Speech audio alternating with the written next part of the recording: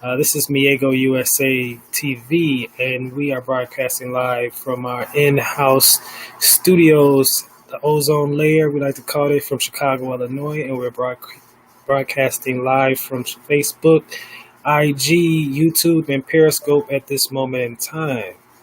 So yes, just got the message from YouTube that we're now live streaming. So thank you for YouTube for approving our live streaming platform, because you have to go through some things to get on YouTube to actually live stream your broadcasting your feed. Shout out to YouTube for that. So I guess everyone's fresh off of the live stream of IG Teddy Riley versus Baby. So I decided to do my test broadcast for our Amigo USA TV. This is our ninth broadcast. And once again, we're not broadcasting directly from the Facebook platform or from the IG platform or from YouTube. We're actually broadcasting live from our live stream studio software via Restream. So I got on here specifically to talk about that because I know I've been doing my little testing for my little live streaming. Some people have asked me what's the deal behind all that, and basically it's because I see where this is going. A lot of live streaming, a lot of on-time video on demand is really the craze. Is if one thing you can take out of this whole COVID-19, everybody being on ice right now, you can really see the fact that streaming and things that 24/7, the content that you can create or that you can manufacture over 24/7 cycle, or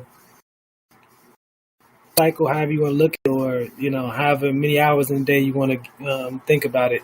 Being able to create, being able to stream is very important. Have a platform to stream is very important. So, I kind of, trying to be ahead of the curve on that particular thing, but also do it within the constraints that I have, because I'm only one person. I don't have the resources and or the resources and or the monetary resources to be able to follow through on some of the things or some of the ideas. But I'm noticing that streaming, that if you're on any platform and if you're watching a stream, whether it's on IGTV or Instagram or Facebook TV, and people actually curating actual programming around, streaming. So for me, it was just like looking at what Swiss and Timbaland were doing with the Versus TV and looking at it early when they did their, and then when they did the battle between Jonte Austin and I believe that was Neo, and then they did the what's my dude name, Sean Garrett and The Dream, which I think that one was made for TV, man. That was what it was all about. And then the rules came in, and then a lot of this stuff by it being, fairly new, there's still some rules that you could put in, but at the same time, you can't prepare for everything. You know what I'm saying? Because a lot of this stuff is pretty new to some of these people. I mean, when they were going to put Teddy Riley and Babyface, I'm like, damn, that's a whole demographic that not necessarily is going to be on Instagram streaming live and sit on there for 2-3 hours waiting for people to get shit right. I figured that if either it went and it took off from there in terms of the numbers, because in 1 million people sitting there streaming on a platform is huge. I mean, I don't even know if these platforms, Facebook or Instagram or Twitter or maybe Periscope is built for that, but they're not built for all these people to be streaming one live, one feed, what I'm saying, at one time. I don't know if it's really built for that. So I can't be mad at Teddy Riley, because it seems as though that their team live for multiple platforms, such as what we're doing now. And, whether they were trying to monetize it or not, I mean, that comes in, with time. So I think a lot of people are like, yeah, do it for the culture and everything. I can understand that. But at the same time, somebody somewhere is going to monetize it, or they're going to figure out a way to monetize what they were doing. And, what I'm saying? For me, I've been, I didn't go to school for audiovisual communications or engineering or none of that. I mean, I pretty much utilize software to the best of my ability, the way the next person does. I'm 37 years old. I came up during the time that these cats were, you know, making or, you know, writing hits. And so, I mean, we had not videotapes, we had cassette tapes and we had CDs and 8-tracks. And then we had Napster and you know, things that we could download. It was still fairly new to us, but we test rats and test dummies early. You know what I'm saying? So whenever there's new technology for me, I throw it in my face. I always try to, you know, figure it out, utilize it to the best of my ability. Because, you know, when Facebook and IG TV, you know, was the option to be able to upload more than 3 minutes, I was like, oh, let me just try it, just, you know, for the hell of it. But I wasn't trying it with the money on the line, and that's where this comes into play. Even if you're doing it for the culture, you still have your reputation on the line. You know what I'm saying? And even if Teddy Riley never did this, he's still a tremendous asset to the culture. But at the same time, he's looking at the same way a lot of other people who looking to do this thing with Swiss Beats and Timbaland, it was versus TV, and or looking to say, okay, we're gonna wait till all the kinks get worked out, and then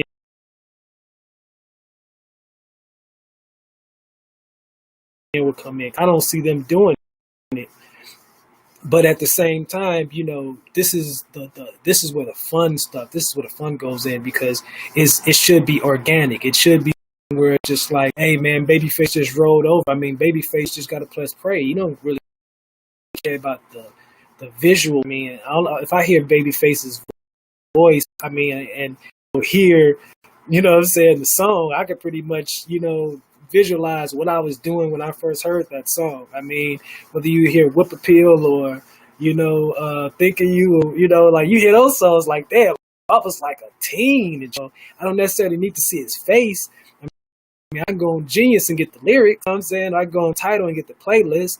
I mean, if you go to Versus TV, their Instagram account, Swiss Beats and Timbaland, they have a link that takes you to a Google Doc that shows you the playlist, gives you a link to all of the particular video feeds are stored. So even if you missed it for some reason tonight, you might have been on an IG Live. I had friends who were on IG Live and watching at the same time.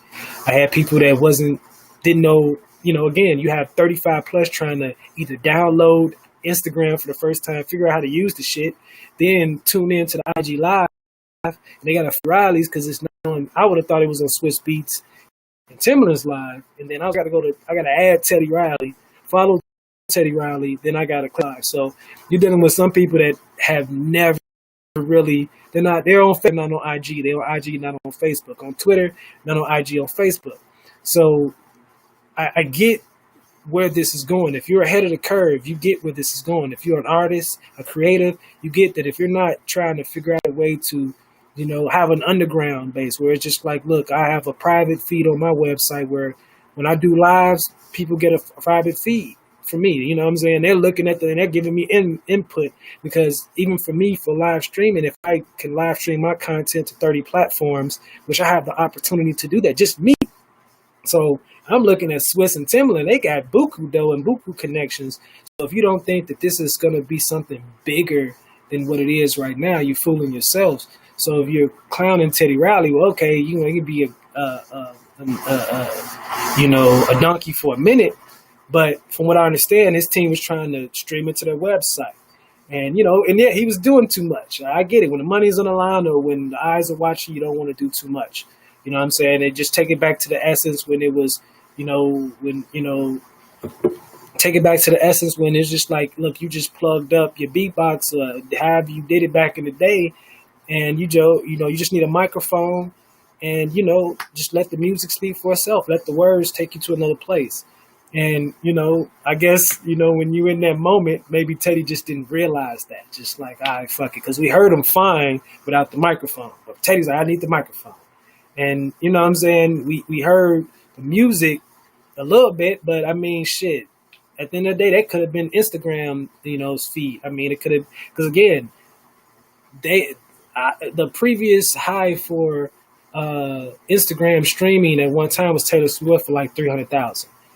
And then they topped that with 500,000. Then they got close to about a mil on there. And the way advertising goes, people just need to tune in for a certain amount of time. You have people tuning in for 3-4 hours, Instagram broadcasts interrupted, people tuning back in. And, the system, again, this is a whole new system that people are building up rules for just based off of this content alone. So it's not a lose for anyone involved, because now you see that there is a market for that. Because at first people were like, oh, Teddy Riley and Babyface. And if you don't know, then you don't know. You don't know that Teddy Riley basically helped birth the careers of Timbaland and Missy Elliott and you know what I'm saying? Like, real talk. So when even with Baby, Teddy Riley was damn near understudied to Babyface at a certain point, or learned from Babyface. That's the reason why you were able to get some of those nuggets before it even like, damn, Teddy produced that. And then you feel like, oh, it's a battle. It's a pretty decent battle, even though, I mean, if you're leaning with Babyface did written for himself, his brothers. I mean, talking about Babyface's pen is legendary, let alone his voice, the brand of Babyface. I mean, damn, he was Puffy at the same time with L.A. Reid. You know what I'm saying? Like, so it was just like, we could have just did a live with Babyface and it could have been straight. So, but the whole thing is streaming advertising. You get people to come into your live stream. There are companies out here that's paying dollars just because, again, how else are people generating money? Now, I'm saying, you can wake up nowadays, you're seeing celebs on IG, you can go in there and connect with them more than any time before. They're seeing your little comments going any time before they were just ignoring your shit. Now, they're looking at, what you're saying, and they're taking that into account. So you best believe Teddy was like, oh shit, yeah, I probably did mess it up. But at the same time, like Swiss said, I mean, this is a case study. Swiss, if it's not mistaken, he's in grad school going Harvard, business. I mean, come on, man. Like, this whole thing is an experiment, you know what I'm saying, in terms of what they're doing. But the end game, the end result is advertising and streaming. And that's why I'm looking at this. I'm taking 10% of what, doing and saying, let's, bring it down. That's the commercial aspect. Let's bring it down to the mainstream. Us as artists, creators, how can we benefit? How can we connect? I was talking to one of my good, friends, like, in this time and age, now we have to double down on the customers, that support us. I'm reaching out and I'm, customers that, that helped me launch some of my things, whether it's years ago or whether, last year, and, we're connected on a personal level, whereas, we may be doing something, maybe doing something, via Facebook Workplace, where we downloaded the app and, we're collabing in real time on Facebook Workplace. I mean, Facebook is creating all types of apps and subcategories and subgroups that you can, do outside of the normal. I mean, a lot of these applications are free now. They're waiving fees and just say try to monetize your business, help you streamline you, then use it. I mean, even with Restream, I'm using Restream's software to broadcast live from Facebook and all different types of platforms. And it costs what, $20 a month. And you're, hey, well, I'm paying $20 a month for my website. I have a website, miegousa.tv, that specifically is take care of our live streaming and our online content. So whenever I have a video, I'm going to put it there, and just drive there. If you want to go ahead instead of YouTube, because YouTube, I mean, you can put their own music up on YouTube and then they take your flag YouTube video. I had a broadcast that I was doing last week on Facebook, and we started playing music. The broadcast was going great. Then we started playing some music, and one song flagged the video, and the broadcast was interrupted. So those are things just on my end that, doing beta test, learning about the streaming, about how to stream and how to go about doing it, that I'm quite sure that, it's not for the money for me. It's just for the love. I'm just doing it to be able to see. And, I'm working with different artists, different groups, and, I'm giving them feedback on how to do this, because, I mean, we're, usually utilizing the content or the service of the platforms more than, we see, the bigger names or the bigger groups they're utilizing. So when you're seeing someone like Teddy Riley and he has a whole group of people that he's working with, I understand that, yeah, Teddy Riley is like your uncle or like, what I'm saying, your grandma. We're just like, yo, we got to do what? We got to, and something as simple as just, download Facebook app, create a page profile, search Teddy Riley, whatever, and click on this, and then you're gonna, bring, and you don't have to pay $75 for a VIP ticket, or what I'm saying, and to get people to wrap their brains around that when it's free. I mean, we could have just sat back and said, "Hey man, let Teddy play some music, baby face until Teddy figure that shit out." But because they're true professionals, true heavyweights in the game, and they're understanding this, and people are like, well, man, hey, R&B music has been making way more money than hip hop for years. And, it benefits us for the fans and for the coaches to finally get something back after spending all the money on supporting these artists over the years to get something for free. But at the same time, what I'm saying, somebody is monetizing that content. Somebody's benefiting, whether it's Facebook, whether it's Instagram. And like one of my friends said, like, we don't know if these broadcasters are interrupted because they can't handle the bandwidth. I've been doing data testing. I'm like, well, I know I've been utilizing my mobile data. Well, my mobile data set has an insane amount of gigs that I've been utilizing. I'm like, damn. And I'm thinking about it, I'm like, well, I have been streaming Netflix, YouTube, Facebook, and you utilize these apps more. And I've had even with my phone has to stay plugged in, because whenever I'm utilizing my streaming software, the battery drains. I just sit there and watch the battery go from 100 to 99, 98, and it's like I got an hour just to stream, and after that, it's gone. And even with the streaming software, it's telling me like, look, it's best to do this from your laptop. Why? Because, your laptop has, less problems or whatever with the stream. I don't know. But, it's like certain things that you have to work out the kinks. And most of the time, it takes 6 months or something like that of research and development and testing and everything before you even feel comfortable to just do like a launch. So industry, music industry, streaming, everything, numbers are either going down or going up.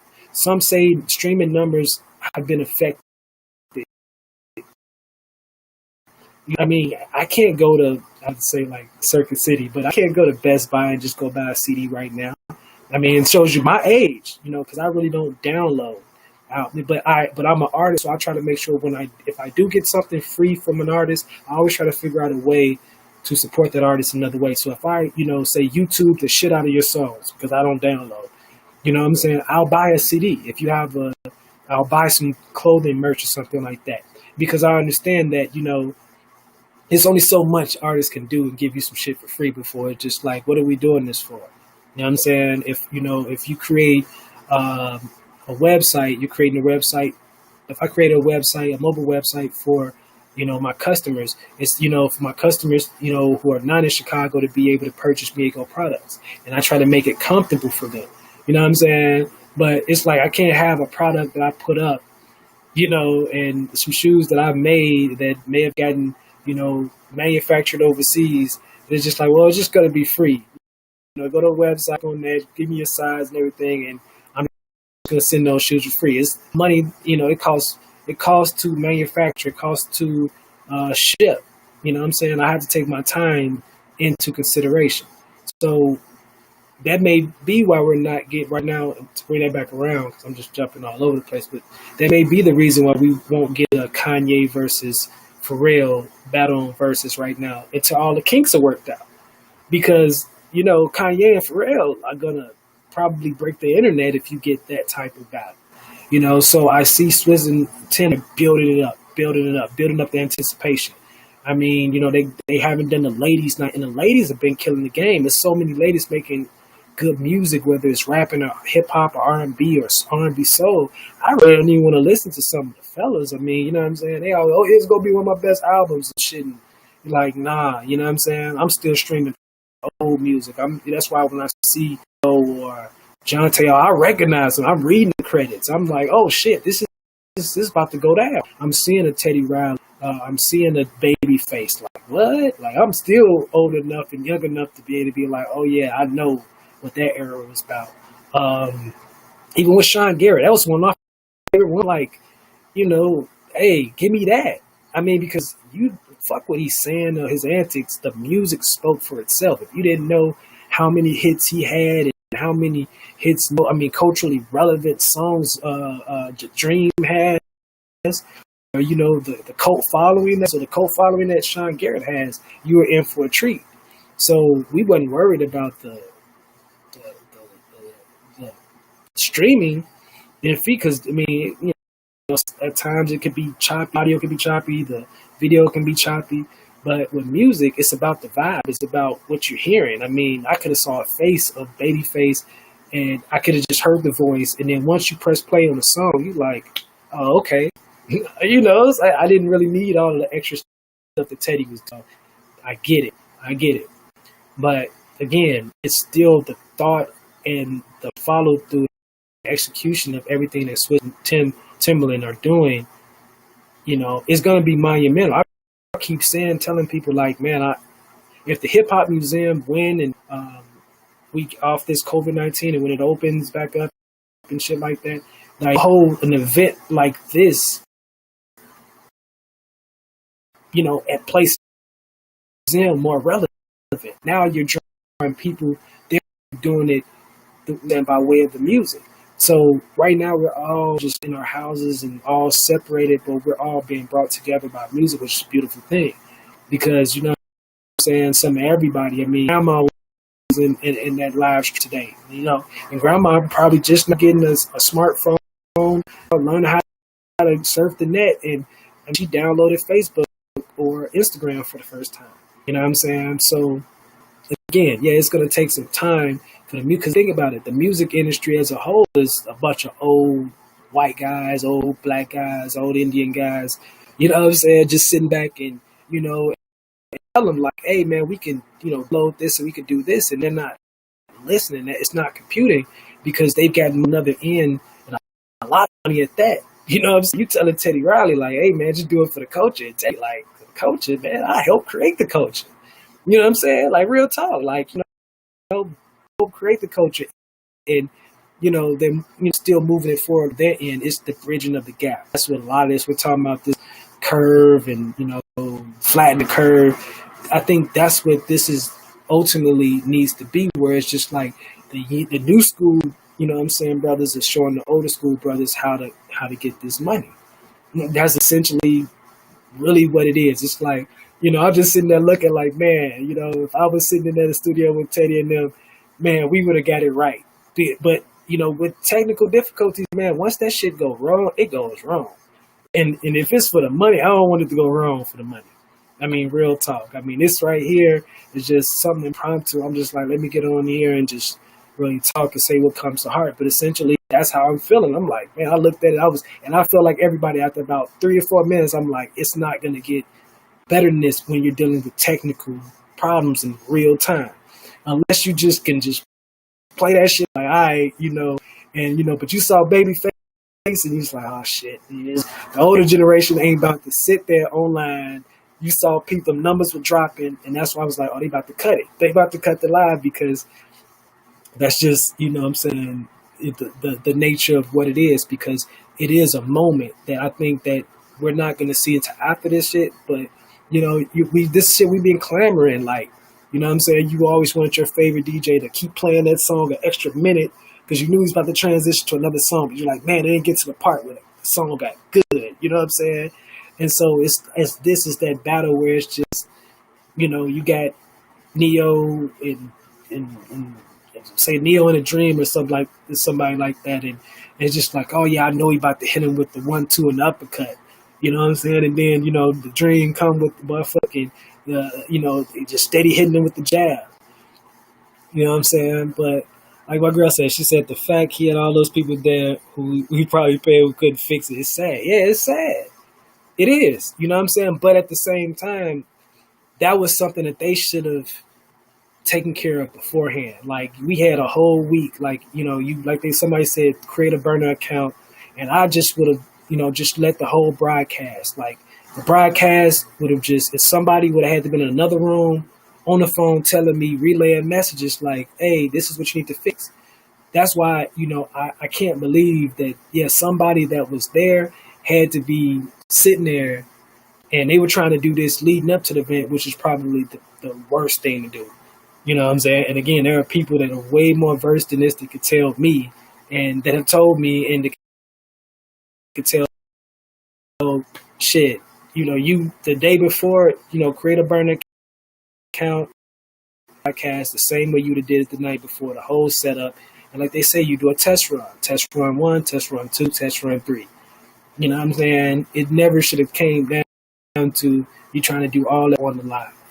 You know what I'm saying? It shouldn't at this point, because this was the transition from, we went from 100,000, 200,000 to 500,000 to 1 million. And then this is when the advertising dollars come rolling in. IG got to change the whole landscape of that live. They got to improve the technology, because we're still sitting on the IG Live and the IGTV technology that they rolled out maybe a year, 2 years ago.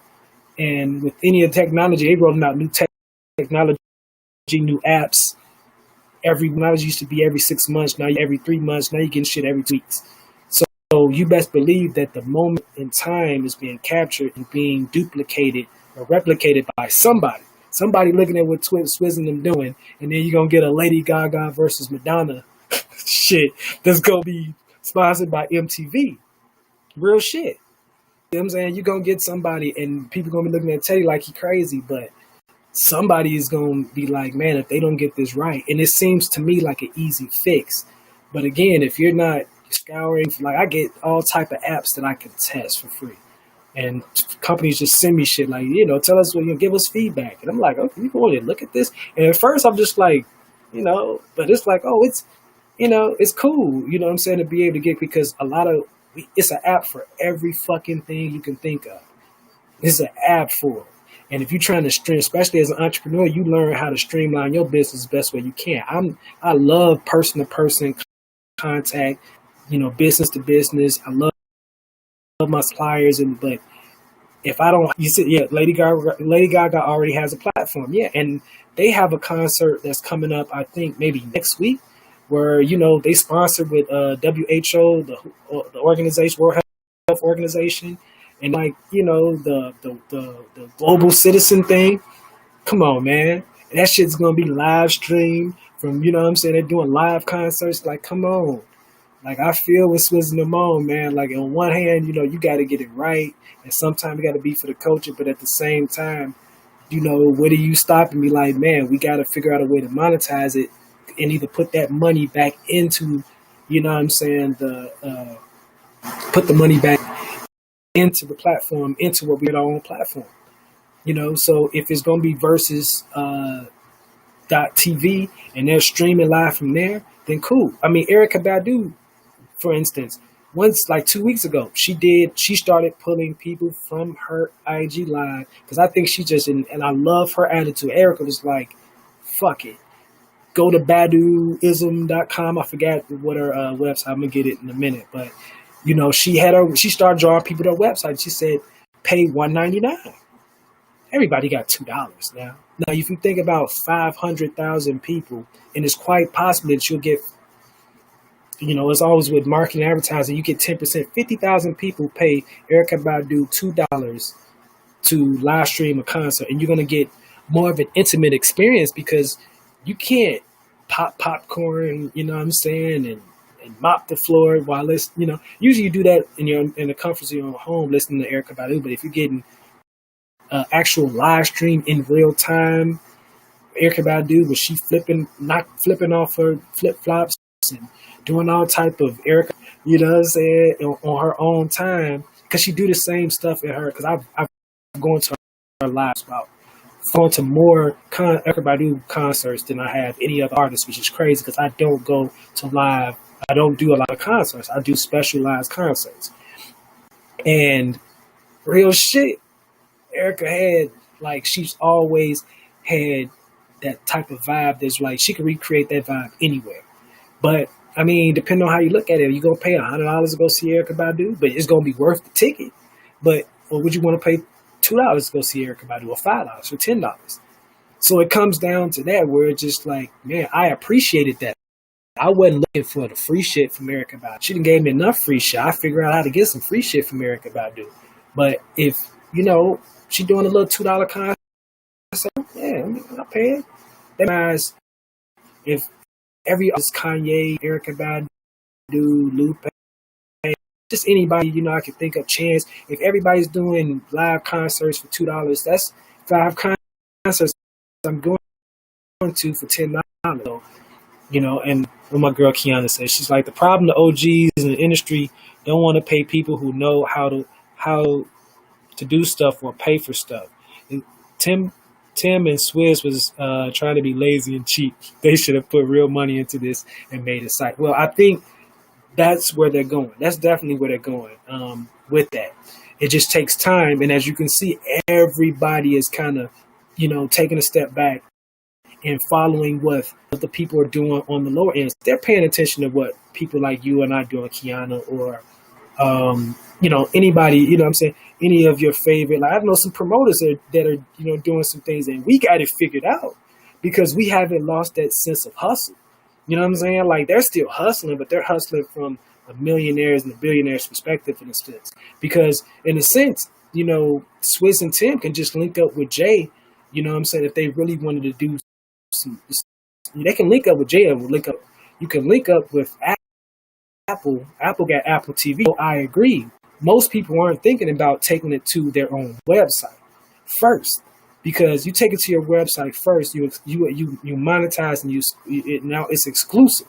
Now these companies have to come to you because realistically, Tidal can reduplicate the idea if they wanted to. If they wanted to just say, hey, we can start redo, because they have the platform to stream it.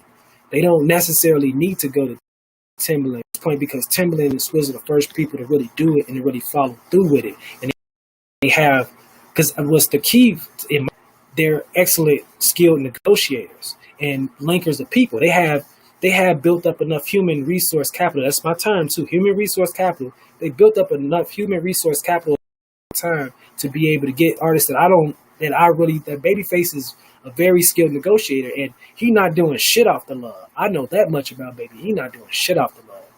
Teddy Riley either. These are notoriously people that have been hard to deal with in the industry, but they maximize their coin.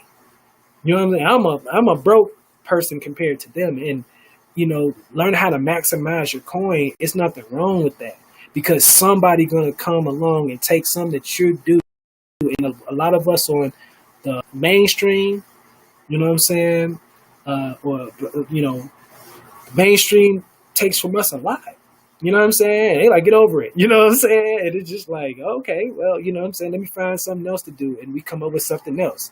So this is a point in time where you have a lot of people that their normal way of getting bread has been interrupted. Now they're paying more attention to what we're doing on this level, and they're really maximizing it. But they need our help. See what I'm saying? So yeah, people, you know what I'm saying, like us. But I'm quite sure they had the people that were in place. But again, sometimes take a lot of money to really maximize things in this day and age.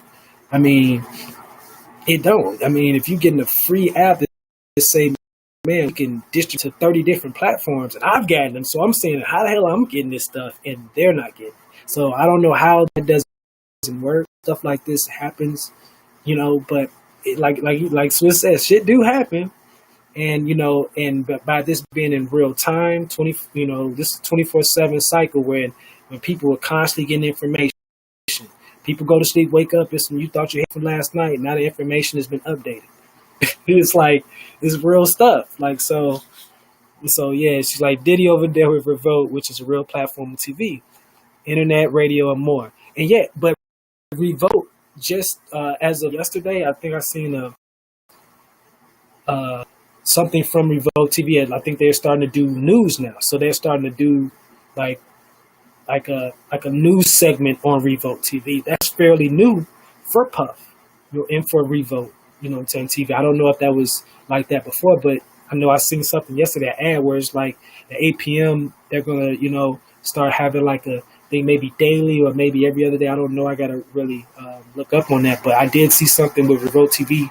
They're now starting to do like a segment on news, which is a little controversial because, if you're doing news, you kind of gotta, ruffle feathers to report the news. You know what I'm saying, the right way.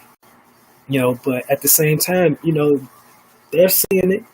I mean, if you can get advertising dollars off of streaming, like I had my online radio station via station, right?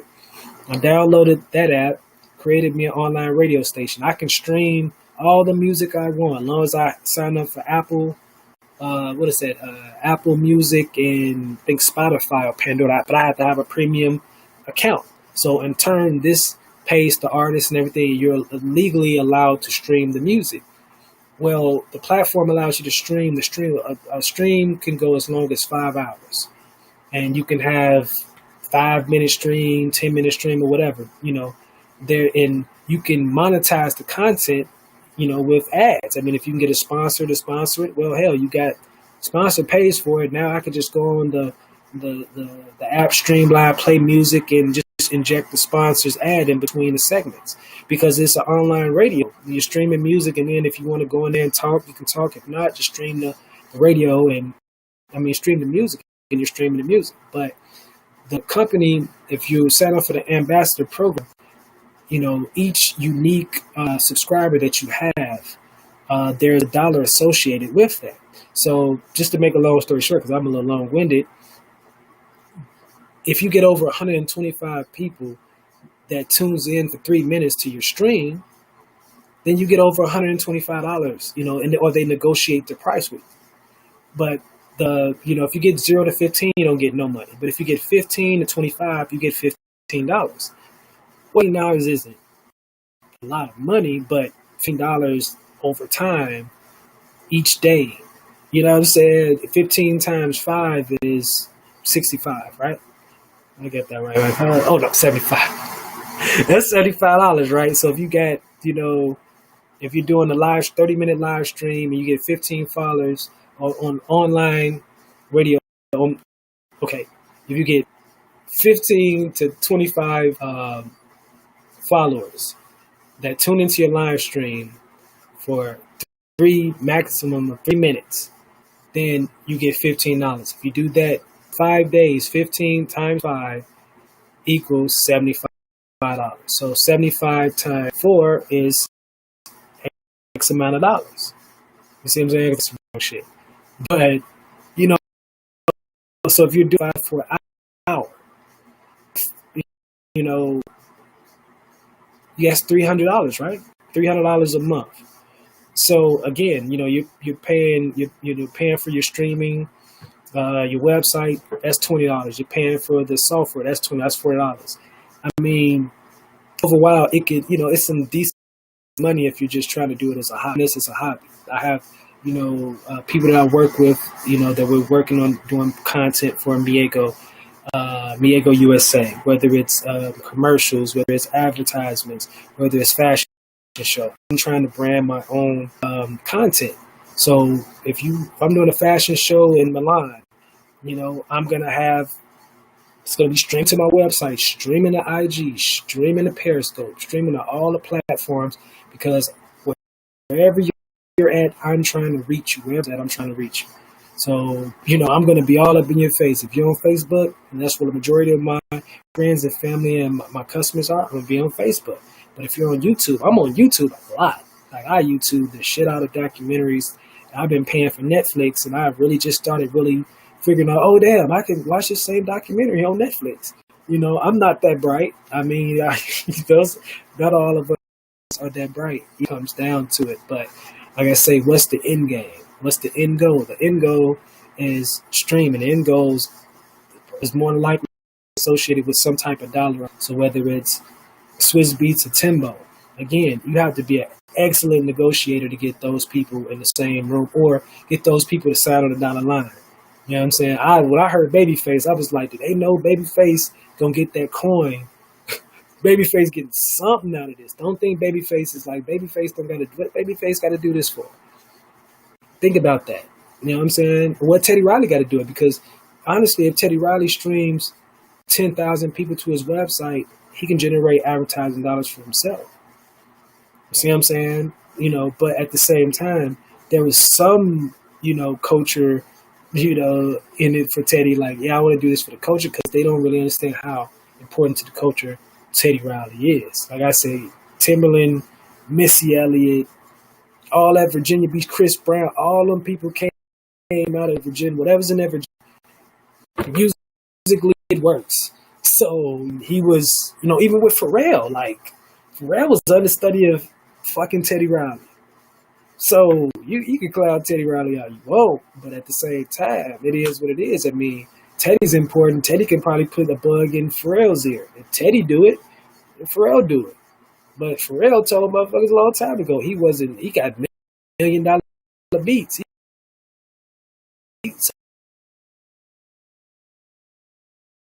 Like, hey, I don't eat with you. You get cash that in. You know what I'm saying? So, all right, damn.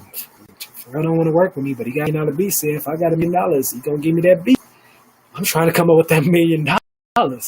You know, if I want a Pharrell beat. Otherwise, I'm gonna go to somebody else. You know, I don't want that Pharrell beat that, I want to work with you, but he give you the un-Pharrell like type beat. No, I want the happy beat. That shit I can put on a soundtrack for kids with words on it and just eat off of that song. I don't need to talk to Pharrell again in my life. Just Pharrell, thank you. I get the star I get the star in Hollywood and shit. Hey man, thanks Pharrell, man. This is all dedicated to Pharrell. I can thank Pharrell later, but when Pharrell first hit you with that, that $1 million, that's what's gonna cost to get in on this beat. You're trying to figure out how to get that $1 million from Pharrell. And his shit. I'm not thinking about it in a timely fashion, because depending on who I know, it may take me a minute to get that $1 million. But you best believe I'm working on that $1 million. And, you know, like my girl said, you know, at the end of the day, eventually, you know, I hope they put it off of Instagram. No disrespect to Instagram or no disrespect to Facebook, because, you know, again, those are good platforms to reach out to the people to say, hey, I'm doing it at my website, Diego USA TV. Come holler at me, because I control the feed.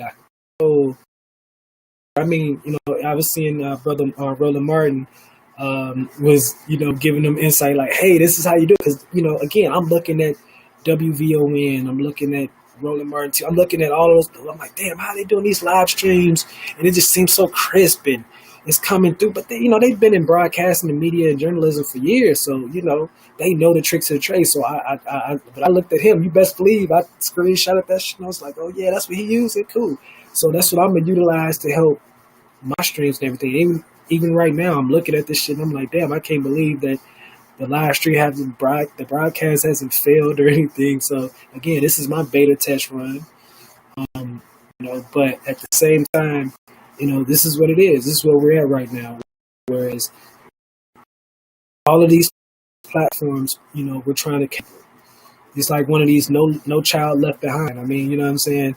You know, I'm only on all of these other platforms because I have to be as an entrepreneur, as a creative, as an artist. It doesn't fit me not to be on YouTube or not to be on Facebook or not to be on IG, not to be on Periscope. I haven't been on Periscope. Has been out for years. I mean, I think Shaq has some in Periscope, you know, but best believe one of these damn, you know, celebrities got some stock in it, because in the day, you know, you start seeing them, hey, go to this app, go to TikTok. You know, you think Drake don't got some damn stock in TikTok? You got everybody doing a Tootsie slide and shit. Like, you just can't make up your own dance. You know, do a J.O. challenge, goddamn it. Make me famous. Hashtag that. You know, but you think Drake ain't got some type of, you know, or got some type of advertising dollars for TikTok? Man, Drake don't work like that, man. Champagne pop don't work like that, man. I I don't be understanding what people. It's just like people be thinking some people be out here tweeting like they got people that they pay to tweet. Now whether they allow them to put the shit out there, that's on them. But these people ain't out here. Donald Trump ain't out here on his phone tweeting this shit. He got somebody who got the A-OK to just go ahead and tweet that. I don't care. Like he probably it's my social media manager. You know, people actually think people out here on this. No. It's not work like that. For real, like they monetizing this content. If all Swiss Beats has to do is, hey, they want to link up with Jay, but they driving the price up with Jay. Like, we're not just about to give this the title just because we black and it's for the culture. They're not going to do that. Maybe it ultimately end up on title because you see a relationship with Elliot Wilson and Rat Radar, and you know what I'm saying. You see, the synergy where it's just like all of the track lists go up on title, the live streams go up on title. But like I said, if you go to Versus TV there on the Instagram account, click on the link. They're gonna send you to as of right now, it's a Google Doc. And you can actually send them feedback, which is dope. You know what I'm saying? But it gives you a link to all of the feeds. So this is a Dropbox where they drop all the links to the feeds so you can view it yourself. So if you missed the first couple of battles, you can go back and see it. Because again, I was talking to one of my cousins. He's one of the essential workers driving on the highways, and I was like, "Yo, they had a RZA versus Premier. He loved Wu-Tang, love Wu-Tang, love Premier. He had no idea this shit was been going down. Like, what? What? No, he ain't on Instagram. He's fairly young too. He's like, I ain't on Instagram, man. I ain't got time for that shit. But he wanted to know where to go find content. Like, man, and I'm thinking like, damn, well, these live feeds are only available 24 hours and they're gone. But if servers, like somebody got it on their server, somebody just is not going to sit there and let that viable content. That RZA and Premiere shit, I'm glad it wasn't any technical difficulties with that stream because that's going to go down in history. I mean, talking about Jay-Z did the Magna Carta, and that shit's in the museum somewhere. Just the digital format of that, the first fucking digital format of that CD or whatever, it's in a museum sitting somewhere in a vault. So imagine where that live stream, imagine with that content, again, it's amazing that you can put a price on content, put a price on airwaves, audio files and streams. Like, you don't have to have a physical piece to just say, okay, that's $9. So, again, we were going to concerts and paying a insane amount of money. Like, think about it. Like, I would pay some money to go to the Glow in the Dark tour. I would have paid money back in the day. But $200 for a general admission ticket? Now you can get that same effect. You know what I'm saying? Because you can create the ambiance at the crib. I mean, everybody's like, oh, what you wearing, to the Teddy Riley and everything? Like, shit, I'm going to be in my motherfucking robe. Some Gucci flip-flops on. Drinking my beer, you know what I'm saying, with a joint or something. I don't know. You see what I'm saying? That's like, I couldn't just walk up into United Center. On my Ghostface shit. Like, this is how I'm coming to the motherfucking Teddy Riley, and, like, just straight like that. But you can create your own vibe for way less money. And I'm going to Lauryn Hill ass can be late to this IG Live shit. But they say, Lauryn Hill go come that month. Like, say, hey, showtime's at 10 o'clock. No, fuck that. Lauryn Hill, I'm going to be there at 11:30. Look, just like that. Lauryn Hill, no, I'm going to be there at 11:30. And then you click back online. Lauryn Hill been on that bitch for about 5 minutes. It give your ass the best, 20 minutes of your life. And be like, all right, I got to go now. Hey, but if it's free or if she charge you $2, hey. I'm just trying to, give people some insight. Like, man, if anything, I can't get because I'm like, okay, it's my head. It's really, okay, I'm trying to get, okay, it's straight now. But yeah, streaming, that's the way it's going. Monetizing your content. that's the way it's going. Driving more people to your website. Like my website is down. I'm having some technical difficulties with my website and my internet host. Um, but at the same time, it's good because I made a goal of having my website up for a year, and it was up for a year, and then I started having the problems with it because my whole thing has been, well, a lot of things has been the consistency, consistent, just keep putting out product, keep working, not letting the interruptions. Like this COVID-19 was a global interruption for me when I was just really getting into the groove of things, really starting back out that network and really putting my, connecting all of my platforms and making everything just uniform. Diego USA TV, Diego USA on Instagram. And so for me, it's just trying to get out my own way and get past all of the interruptions, but also continue to innovate and being ahead of the curve. I pride myself on being, learning from the past, being present in the present time, but also keeping a firm eye on what's going to, be going down in the near to, future. You know what I'm saying? So just, keeping my eye on what it is. It's like, oh yeah, streaming. Now I'm not an artist, but I have a lot of friends that are, artists, whether rappers, whether, singers and stuff like that. And we've all, been sitting back and trying to figure out what's the best way, again, to move forward, you know what I'm saying, in this time and after this time, because things are going to change. If we have to stand 6 feet away, from, your favorite artist, and you can't get up and take a selfie, or get that, that signature, what I'm saying, on the CD or the signature on the shirt from your artist, you know what I'm saying? Really how the fans are going to enjoy, their artists and how the artists are going to enjoy the fans, but also, connect with the fans. Because there's only so much that you can do, from, behind closed doors, eventually you got to get out there and see the world, but these times are going to, make for, the left side of the brain. You just use the right side, you got to use it like now. You got to figure, this stuff out. And again, sometimes it's easy for some of us who've been doing it. Like I would have just told Teddy, bro, just look at the phone and say what comes to heart, or all else fails, press play. Press play on that motherfucker. Like move everybody, like ISO ball, move everybody out the motherfucker way. And like this ball got to go. I don't give a fuck if it's a 3-pointer. I don't give a fuck if it's a 2-pointer.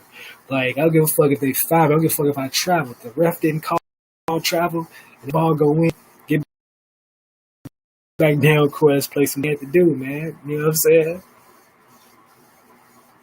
But because Babyface, like I thought that would have been Babyface, but Babyface was sitting there.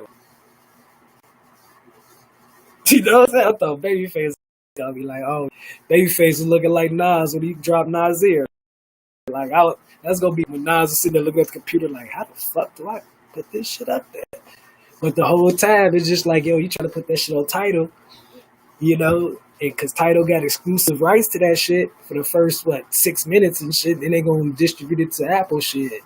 Man, look, just put that shit on Apple, Tidal, and Orchard. You know what I'm saying? And United Masters, however you gonna do that shit. But also figure out a way to, hey, it's on my website too. Prince showed everybody the way. I'm just gonna kind of end it with that because I'm still amazed that my live is still on. Because once again, this is beta test for Miego TV, Miego USA TV.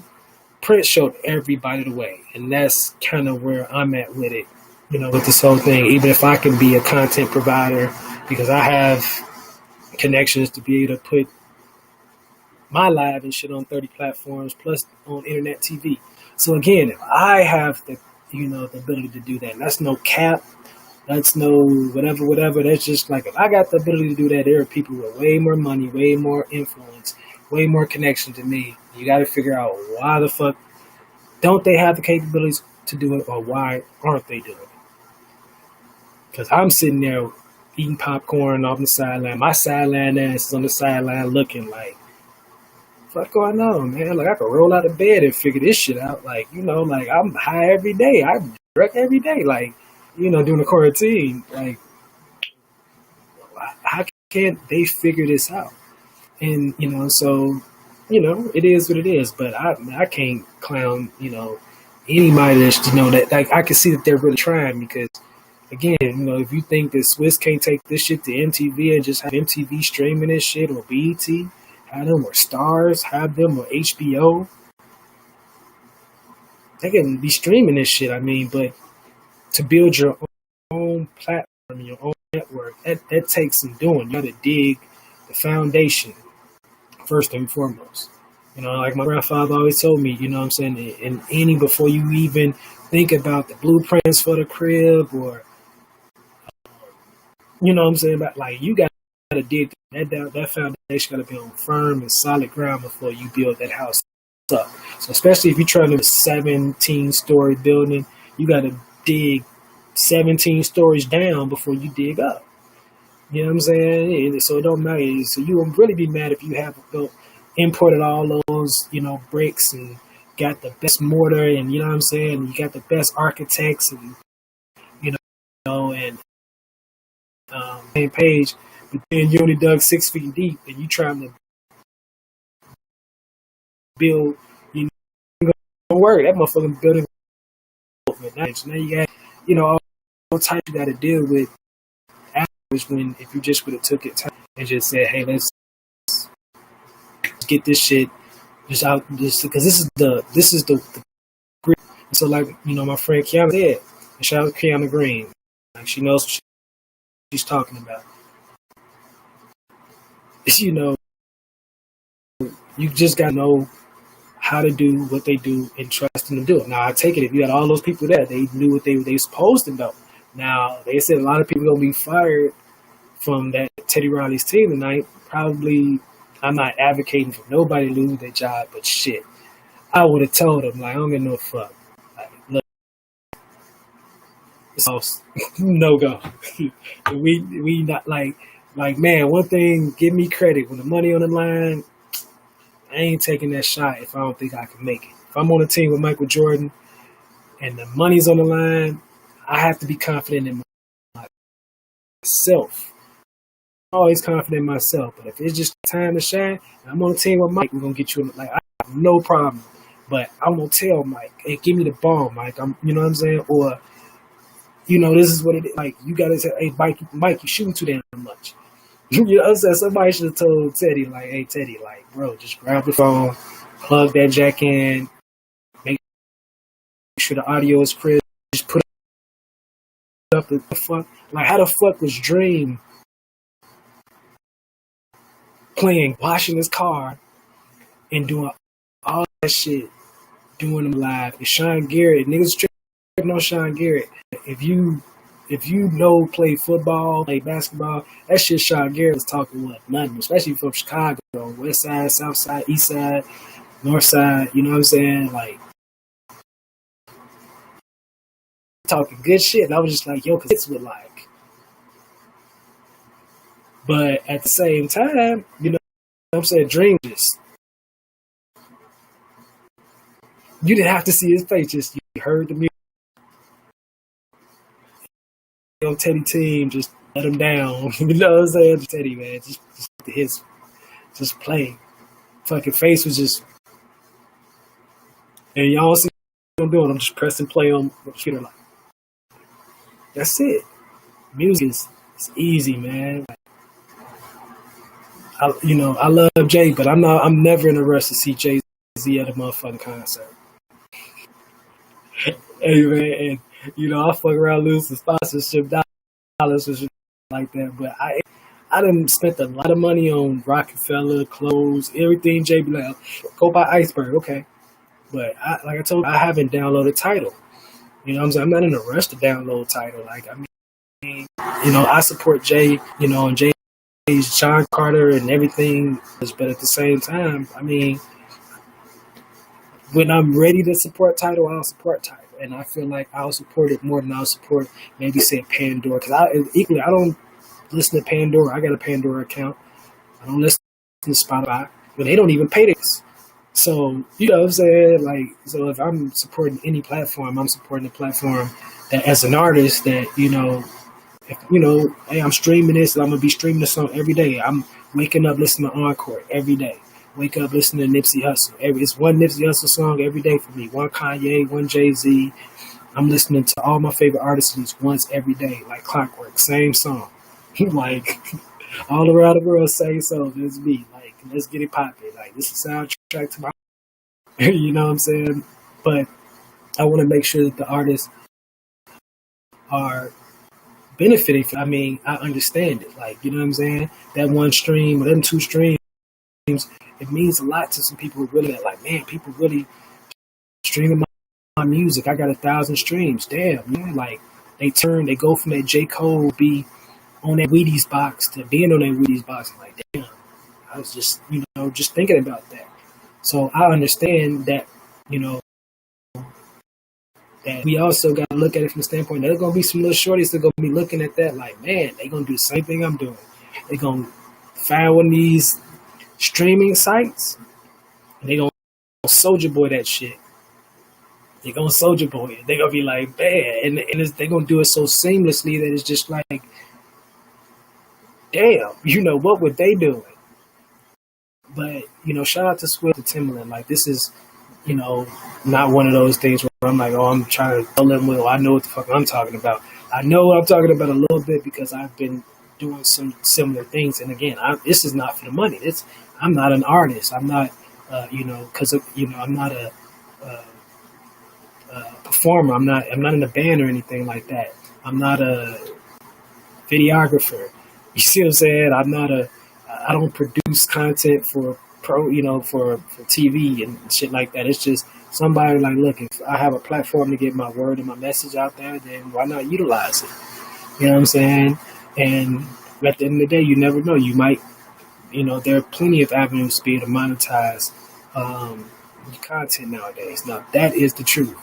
These companies, these advertisers, they're equal opportunity employers. If you can find a way to monetize some content, hey, I mean, I had a podcast that I started last year called Political Theater Podcast. I did 4 podcasts, and, you know, the platform I was working with distributed my podcast to over 9 plus sites. Including their own Apple Podcast and Google Podcast, which I thought was pretty dope. Because I'm like, oh yeah, I'm on iTunes, I'm on Apple. I didn't even have to, because I used to work at a PR firm and I was doing project management. And, you know, this is early, like some years ago, maybe 5-6 years ago, we were actually going through the process of signing people up to get their music on Apple. Now, maybe the process, I haven't done it in a long time, but the process back then was strenuous. Like, it was like a 2-hour process, and it took like 24 to 48 hours for it to clear. And you know what I'm saying? It was a whole bunch of shit that you had to go to just to upload your CD, your music, get it verified, and all that stuff. It's a process. People just be thinking, oh, I could just upload shit. Like, nah, man, like it's a vetting process that, you know, that takes business days before they get back to you. And even then, it still may not be updated, ready, files, format, it be encrypted, all type of shit that goes down. But we used to do that for the artists. Now you have these apps and these strikes and these distribution services that ready made. All you got to do is upload it and they do it all for you. So this podcast was literally like, look, if you do a podcast for us, we're going to distribute it to all these particular platforms. I'm like, damn, somebody tell me I could do a podcast in like 5 minutes from, you know, the office or from the studio, and it's going to be on 9 different ones. Sign me up. Why not? So I did 4 of them. And they started, you know, coming up with ways you can advertise. So they, you know, once you did one ad, do another ad, you know, different ads or some ads like a minute, and they gave you a script to read from. You can, you know, edit script, but it had key, you know, certain key indicators that they want in the script based on the ad. So, you know, of course, I was just like, yo, that's dope. You know, so I started, you know, I did one ad. It was like maybe a 30-second ad. And the way the software works throughout your podcast, once the podcast is saved, However they do this, and there's the editing software, they inject the ad, the pre-recorded ad into your podcast automatically. So if you have an hour-long podcast and 30-second ads in between will be interjected into the podcast automatically once you save and once you're finished with the podcast.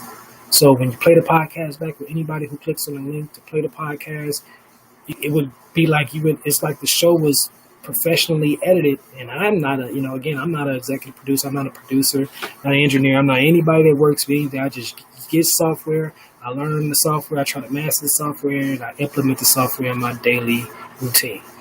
And like I say, you click on some of the podcasts, it has music in the background, has transitions, has ads, everything. Now again, I did 4 ads, and if I would have just did it more on a regularly, and really advertise it and tried to get more, maybe I could have gotten, maybe if I had more content and, I could have got more advertising for it. But for me, I thought it was dope as hell to have my voice and my message on this amount of platforms, just for a podcast. Now we're talking about streaming. We're talking about video on demand. We're talking about everybody's getting into the streaming services. Disney is getting into streaming services. That's a big thing. Netflix, Hulu. My cousin, we was talking about Roku. All these different apps or internet television platforms that are based off of what? Streaming, live content, video on demand, VOD. Man, it is, again, I lost my job, you know what I'm saying, due to COVID and everything like that. But I've always been an entrepreneur, always, my 9 to 5 to fund what I wanted to do, and that's fashion. So anybody who knows me knows I'm a fashion activist. What is it? But I wasn't this man. My minor in school, I went to school for apparel construction and design down at SIU in Carbondale. But my actual minor was business administrative management. When I was going to school, putting myself through school, my godfather and I, we had a business. We had a distribution and logistical management business where we distributed everything, newspapers, phone books, distributed digital content for well-known gospel label. So people don't really realize a lot of my history and some of the things that I've done, like behind the scenes and everything. I've been one of those people who's been ahead of the curve and just looking at things and saying, hey, because business is business. I mean, if you know business, if you know negotiating and all that other stuff, if you read contracts and stuff like that, you can transition to anything. But for me, being in distribution, being in logistics, and just even back then, because this was like early 2000, maybe 2008, when we were dabbling with doing digital distribution. And this is real talk. And, and we were dealing with a gospel agency or gospel lady who basically wanted to rein in everything. She wanted to figure out a way to make her own records, print her own CDs up, everything. And me, I'm a big component of buying your own equipment and doing it yourself. I've been a part of the do-it-yourself regime as far back as I can remember. Like, look, figure out a way that they did it and try to replicate that same thing. So you figure out what equipment they use to do this, So we went out and purchased CD duplicators, all types of other equipment. You know what I'm saying? CD printers where we were buying the blank CDs and, professionally. I mean, I spent so much money on ink, trying to just do full color ass, master PS graphics on CDs. You know what I'm saying? And we would make sure the sound quality was right, got the best CDs. We were pressing shits up, and the gospel money is low. People understand the gospel money is low. And at the time, they didn't know anything about bundling, because we had bundling software that I purchased that I didn't know you were bundling stuff back in 2006. files into ringtones. Think about this for a second, people. Create back in the day. You had to digitize a file to create a ringtone.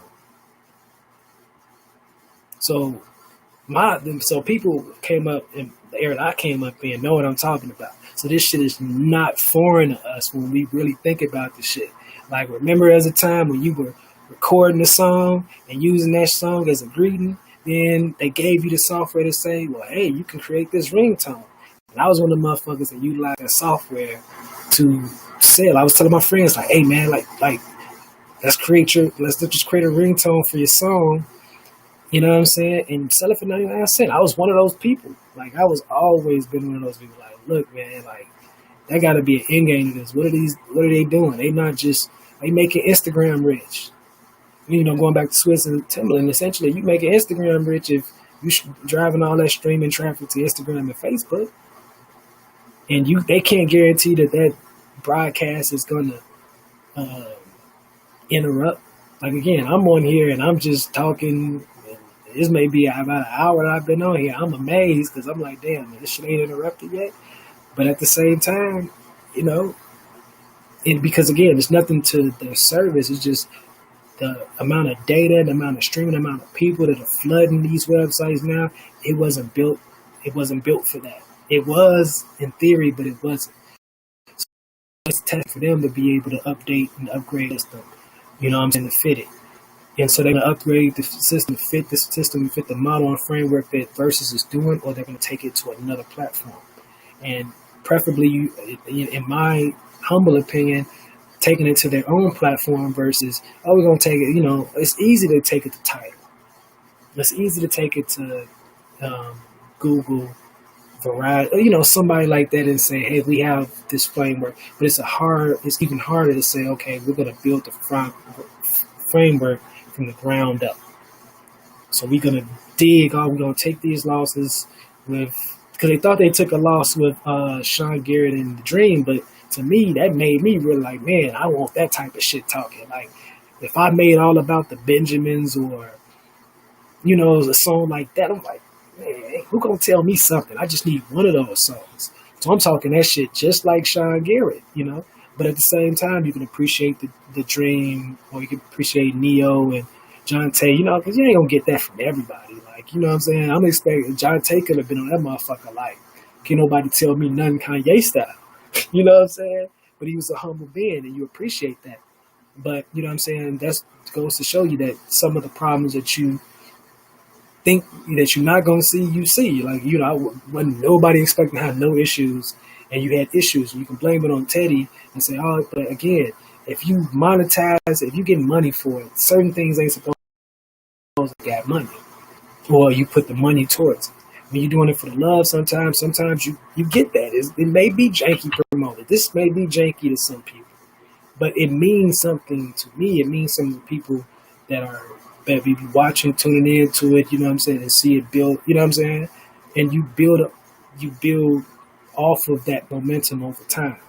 You know what I'm saying? People don't need me to talk about this, but at the same time, I felt like it's a good way to be able to show people like, man, hey, man, what they're doing is, again, two brothers. And nothing against, everybody, but it's two brothers that really are doing something that, again, I'm almost willing to bet you there are going to be some people that are going to try to, quote, build off of that momentum if they don't take advantage of it. See what I'm saying? And we see it every day. You see that there is a demand for it. Just like there's a demand now for masks. But from a designer end, where the money is the supplies. I'm not even looking to make it masks. It's looking if I can get my hands on the actual supplies. I don't satisfy the demand. That's too much work. It's too much fucking work. How about I provide the supplies to the people who are meeting the demand? That's my brain. That's how my brain works. I'm a designer. I can sit there and design shit, but then once you make 1 million masks, well, There's a lot of people now making a million masks. If you'd have made a million masks 3 months ago, you'd already cashed in. But now you're making a million masks. Now it's another person and another person making a million masks. So now the demand, you know what I'm saying? Now the supplies are meeting the demand. You know what I'm saying? But before that, you have to rewind and go back to where does it all start? Like, you know what I'm saying? And, you know, if you got the supplies, if you got, you know, the to, you know, make the mask. You know what I'm saying? That, you know, that's where we at. So again, with streaming, find the best platform to be able to handle the streaming. That's why I know Swiss and Timberland, they're not foolish beings by any stretch of the imagination. That has to be where it's going, but they're driving up the marketing. They're marketing it, their marketing has been A1. The negotiating been A1 because some of these talents, man, these a game don't work like that. Some of these talents, you can't get them in the same room, same platform, let alone the same platform underneath the same. That's why you think Ja Rule and 50 Cent is hard. A lot of these other people. Now, I'm not in the game like that. And there's some more people that can tell you more than I can, but I know that much, like, damn, you know, so they got to be excellent skilled negotiators, you know, and being able to bring those people together. Now, the execution on everything, you know, definitely it needs to, you know, be better. But I mean, this is what the eighth battle, you know, and they, you know, 6 for 8, you know, they, you know, shooting pretty good. And the ladies haven't even entered the conversation yet. And I'm quite sure, you know, they're going to get it together. You know what I'm saying? You know the female just what to do. You know, gonna get, you know, the sisters go, you know, have it all like by the time Alicia Keys and Beyonce or somebody get it to crack and you know we ain't gonna have no interruptions, no broadcast, like that shit gonna be on websites. Like, you know, we gotta foresee what's going on here. People, we're more connected than ever before. You know what I'm saying? And with all these connections, all of these tools that we have, we're just steadily trying to socially distance ourselves. You know what I'm saying? Where it's just like, you know, we should have been checking in with family members, you know what I'm saying? We should have been doing a lot of that stuff, but times like this is making you really, you know, reevaluate those things. I've reevaluated. I'm a little hard but I'm always, you know, here, but I'm a little hard, you know what I'm saying, to connect with these days because I'm trying to get myself in order, trying to get everything I'm doing. And, you know, and my main thing is I'm, you know, not in a way where I'm comfortable, you know what I'm saying, enough to be out there in the limelight. Like, I don't want the limelight. I don't want a network. And then I'm sitting back like, damn, I got a network.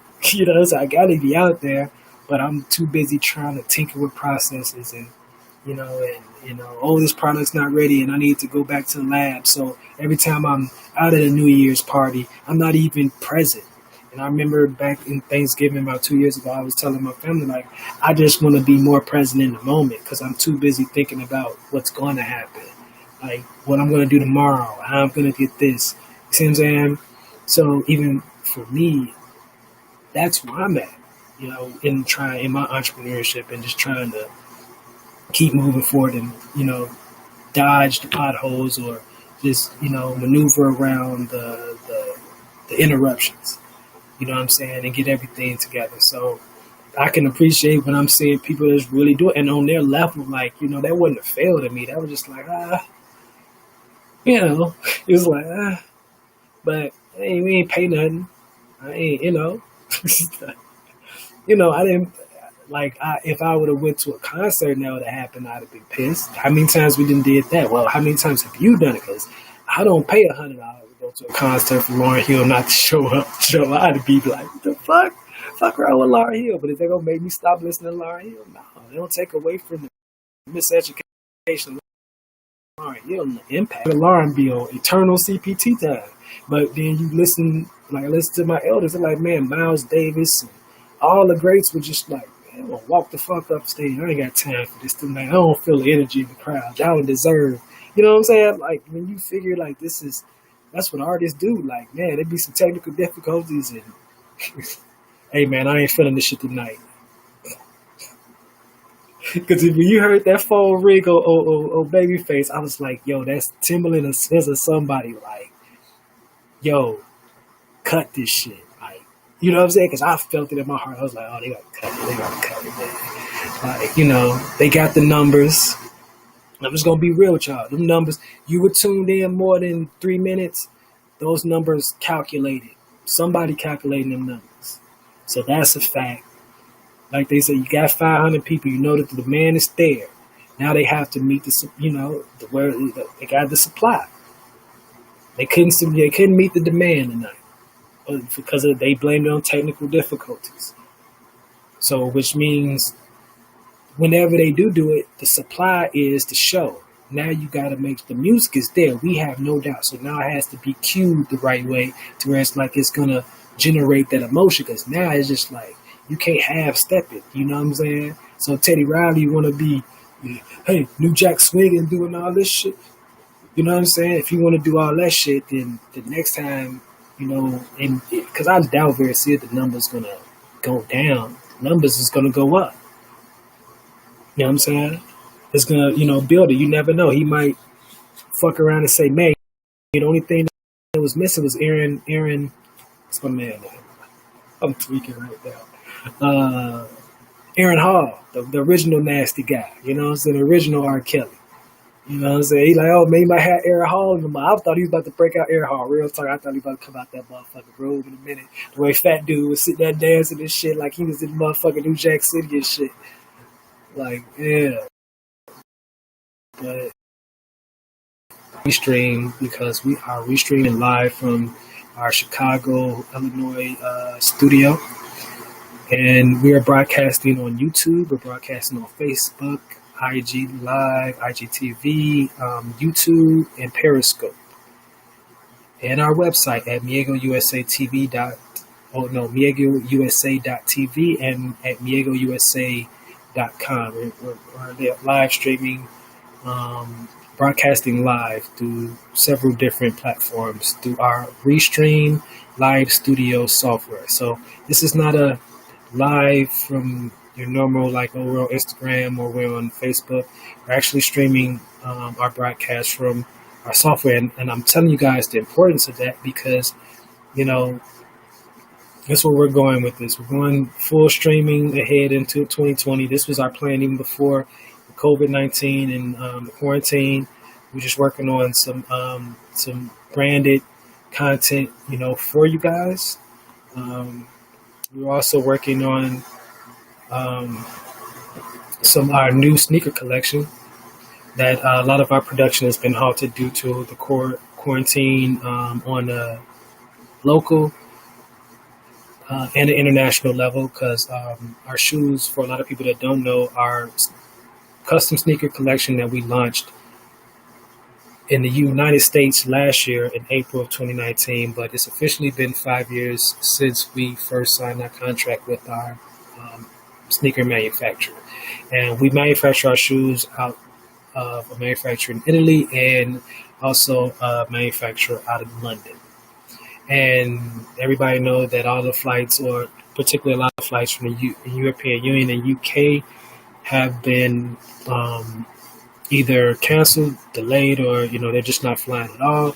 So we just decided to just halt a lot of the not distribution, but the production of our shoes until further notice, until everything starts to at least come back to normal. And that was a hard decision to make because we're making a lot of leeway on that. Because last year we gave the first funding for our first shoe, our OG Prep Star Magna Lava, which was our black suede upper and our gold metallic gold sole. And one of my best friends, we had basically he invested in that particular shoe, and we had put that shoe into production, and it arrived this year on my birthday. When we also introduced our KJ5, our first performance basketball sneaker. We released that in 2019 in October. So both those shoes arrived, and we did a 6-day event for Christmas. So it started on the 19th of December and it ended Christmas Eve. And we did that. We collabed with Fashion Bar Chicago and one of our uh, basically damn near like my marketing and advertising director Tony Long, and that was like our second time doing the show at Water Tower. Trying to get everything in one broadcast since we're still doing live, and that was our second show, and we released those two shoes, and we got investors for the KJ5 as well. The KJ5 actually garnered 7 investors between the 19th and the 26th. And for those that don't know, each shoe, pretty much, if you invest in the shoe, each shoe costs $300 to put in production. And if you're as an investor in the shoe, you get a certificate of authenticity from the shoe. The shoe basically is made to order, so it fits, custom fits your shoe, your shoe size or your foot. Excuse me. And for the most part, once we start to really selling them on the mass scale, you'll be able to get some points or a return on investment future once you invest in the shoe. So we have over 20 to 30 designs in queue right now. And, so there's a lot of shoes that we're going to be rolling out over time. And we just figured, what's the whole point of rushing? Let's just let the KJ5 breathe. We had 2 variations of the KJ5 down. We have our custom slide fabric for KJ5. That was the original. And then the volume 2 of the KJ5, which is our all black leather, which is called our KJ5 Black Hawk. And that was released during All-Star Weekend from the 14th to the 16th. And we did a photo shoot over at Navy Pier during the NBA All-Star event over at Navy Pier. And we met a couple of NBA legends. We signed up for the George Gervin, a meet and greet, and the Kobe White. And, we just did got a lot of footage from over. We were making a lot of leeway with it. I actually went to a Mitchell and Ness event that was over in the Gold Coast because I have a studio right off of Chicago Avenue in Franklin, and literally went to the Mitchell and Ness event and met like 2 executives that were like, we really like what you're doing, and it was based off of a jacket that I made. I made a custom Prince Purple Rain jacket I made back when Prince passed a couple of years ago, and it was actually signed by Bibi Borelli during her live show that was here, and it was during what was that, Lollapalooza, maybe like 2-3 years ago. I don't know, I can't remember.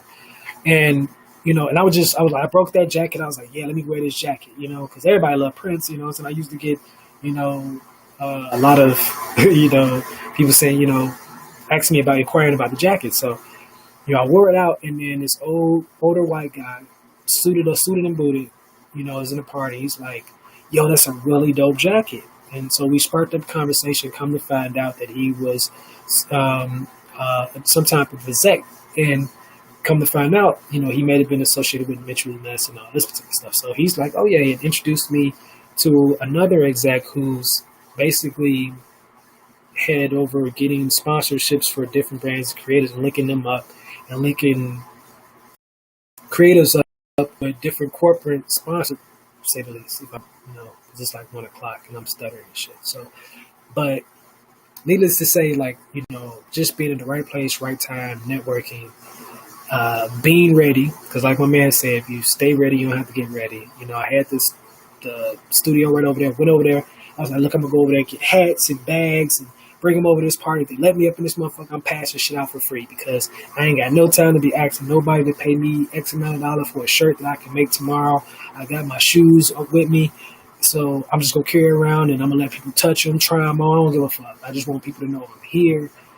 I'm ready for whatever. And that attitude and that mentality at that time got me basically just not even knowing it, talking to an exec that's basically like, look, we're looking for different creatives to be able to match up with different brands, whether it's liquor sponsorships, whether it's, other corporate sponsorships, and I felt that was dope. But had I not been in the place, had I not been ready, I wouldn't have had or been able to maximize or build up that opportunity. Now, I can say that This was also the party that Allen Iverson was at when he had, during All Star Weekend when he had the Lakers jersey on. So that was the actual Mitchell and Ness party, and everybody was in that party getting lit. Like everybody was just like slot because it was free top shelf liquor and everything.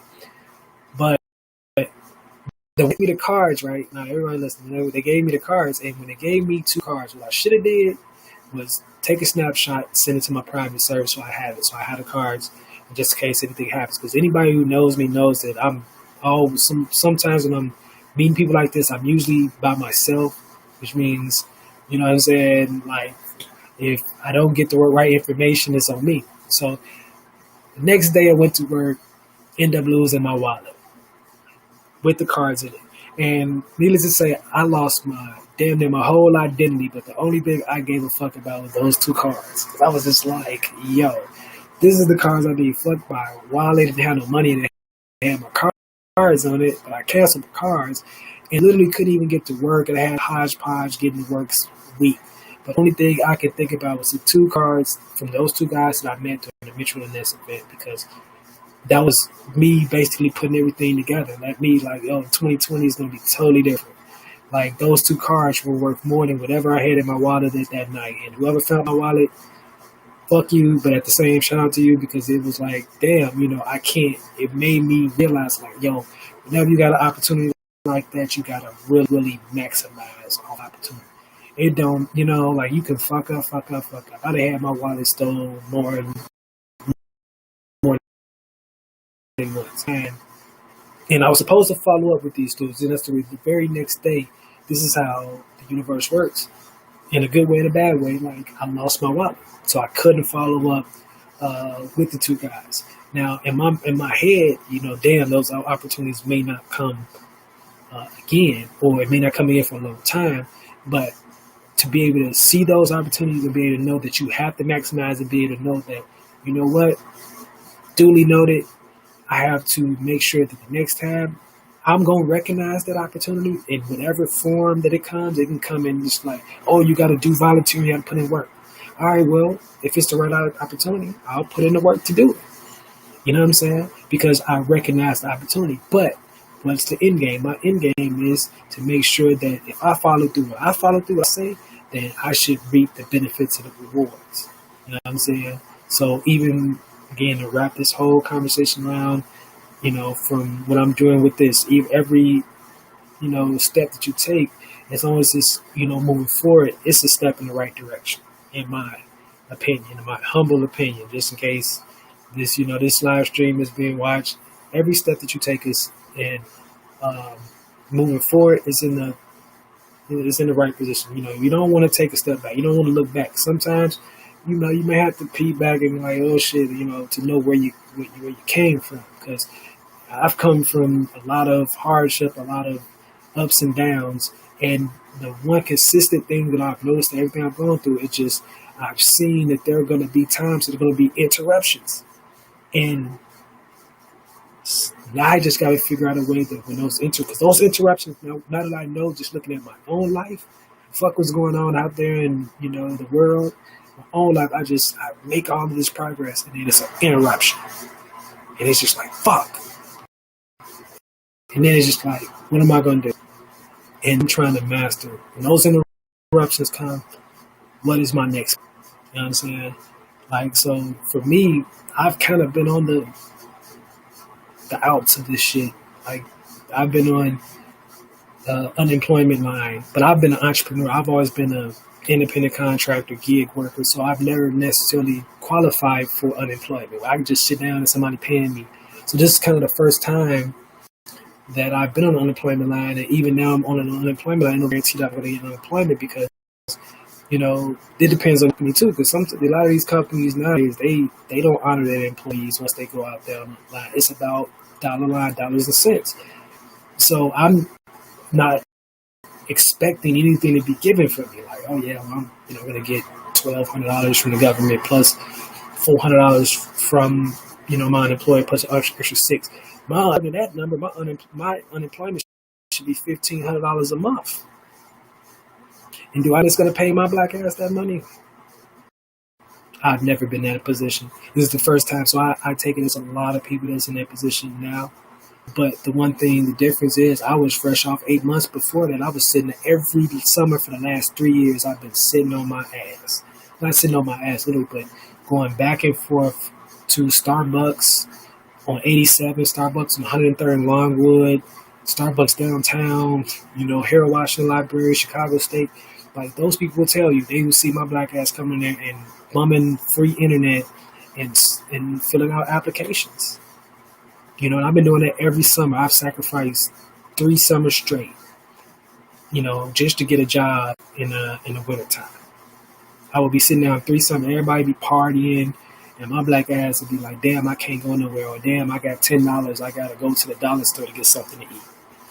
I've been living that life, for 3 years. But at the same time, whenever I got some money, it was because I got up and tried to make something shake. It was get on the internet and post up flyers saying, hey, I got free t-shirts. Somebody hit me up. Hey, I got a family reunion I need you to do some shirts for. Every person that did that over these last couple of years, they've gotten something from me, whether it's something free or they need me to do something. I've been there because they've helped me out when they didn't even know that they helped me out. And, so for me, being able to navigate through these times, I've always had the ideas. I've always had the framework and set. I've never had the monetary resources. So for me, staying active and, stay working helped me start, again, going back to 2020, helped me do 2019 because I was working a little consistently all throughout 2019. And then I started working back in June and started working at the airlines and at the airports in O'Hare and in Midway. It was getting money. Like, man, I'm out there getting money. Just show up work, Google cash check. Now I can just go out, put the shoes in motion, networking. It's about to get me a retail spot, 800 square foot retail spot. Like, a lot of, and so now I'm back trying to figure out what's going on. And, so it's not foreign to me, but at the same time, it's one of those things where it's just like, it's frustrating because I'm trying to get the consistency because I know if 1, 2 years or 3 years of doing this, before you know it, I'm officially over in Milan and I'm over there doing Fashion Week. And, what I'm saying? Either I'm interning or working. It's something, that I would rather be doing other than just like, oh, I'm filling out an application for Target. I don't want to work at Target. No disrespect to Target, but it's just, that's just not something after all I've done, after everything, all the networking I've done, all of the, the information I've accumulated, all the research and all the, the vitals, just all this information I've just had and experienced. Like, I'm just about to just go work for Target and, either doing stock work. Like, I'll do that to fund what I'm doing. But when I'm there, I'm not thinking, when some supervisor tells me, hey, man, I'm looking at him like, and no disrespect to them and that being in that situation, but I'm just looking like, man, come on, man. It don't take that. We don't need all that to just go in here and stock these shelves up. So that's where my attitude is. I think a lot of people's attitude is, what is just like, man, it's, in times like this, it's difficult, what I'm saying, to really maneuver through these times if you're unsure. I remember when I was younger and we had, during 2008, and we were starting up our company, and I was a young kid. I was 24, 25 at the time, and I'm managing people that are older than me.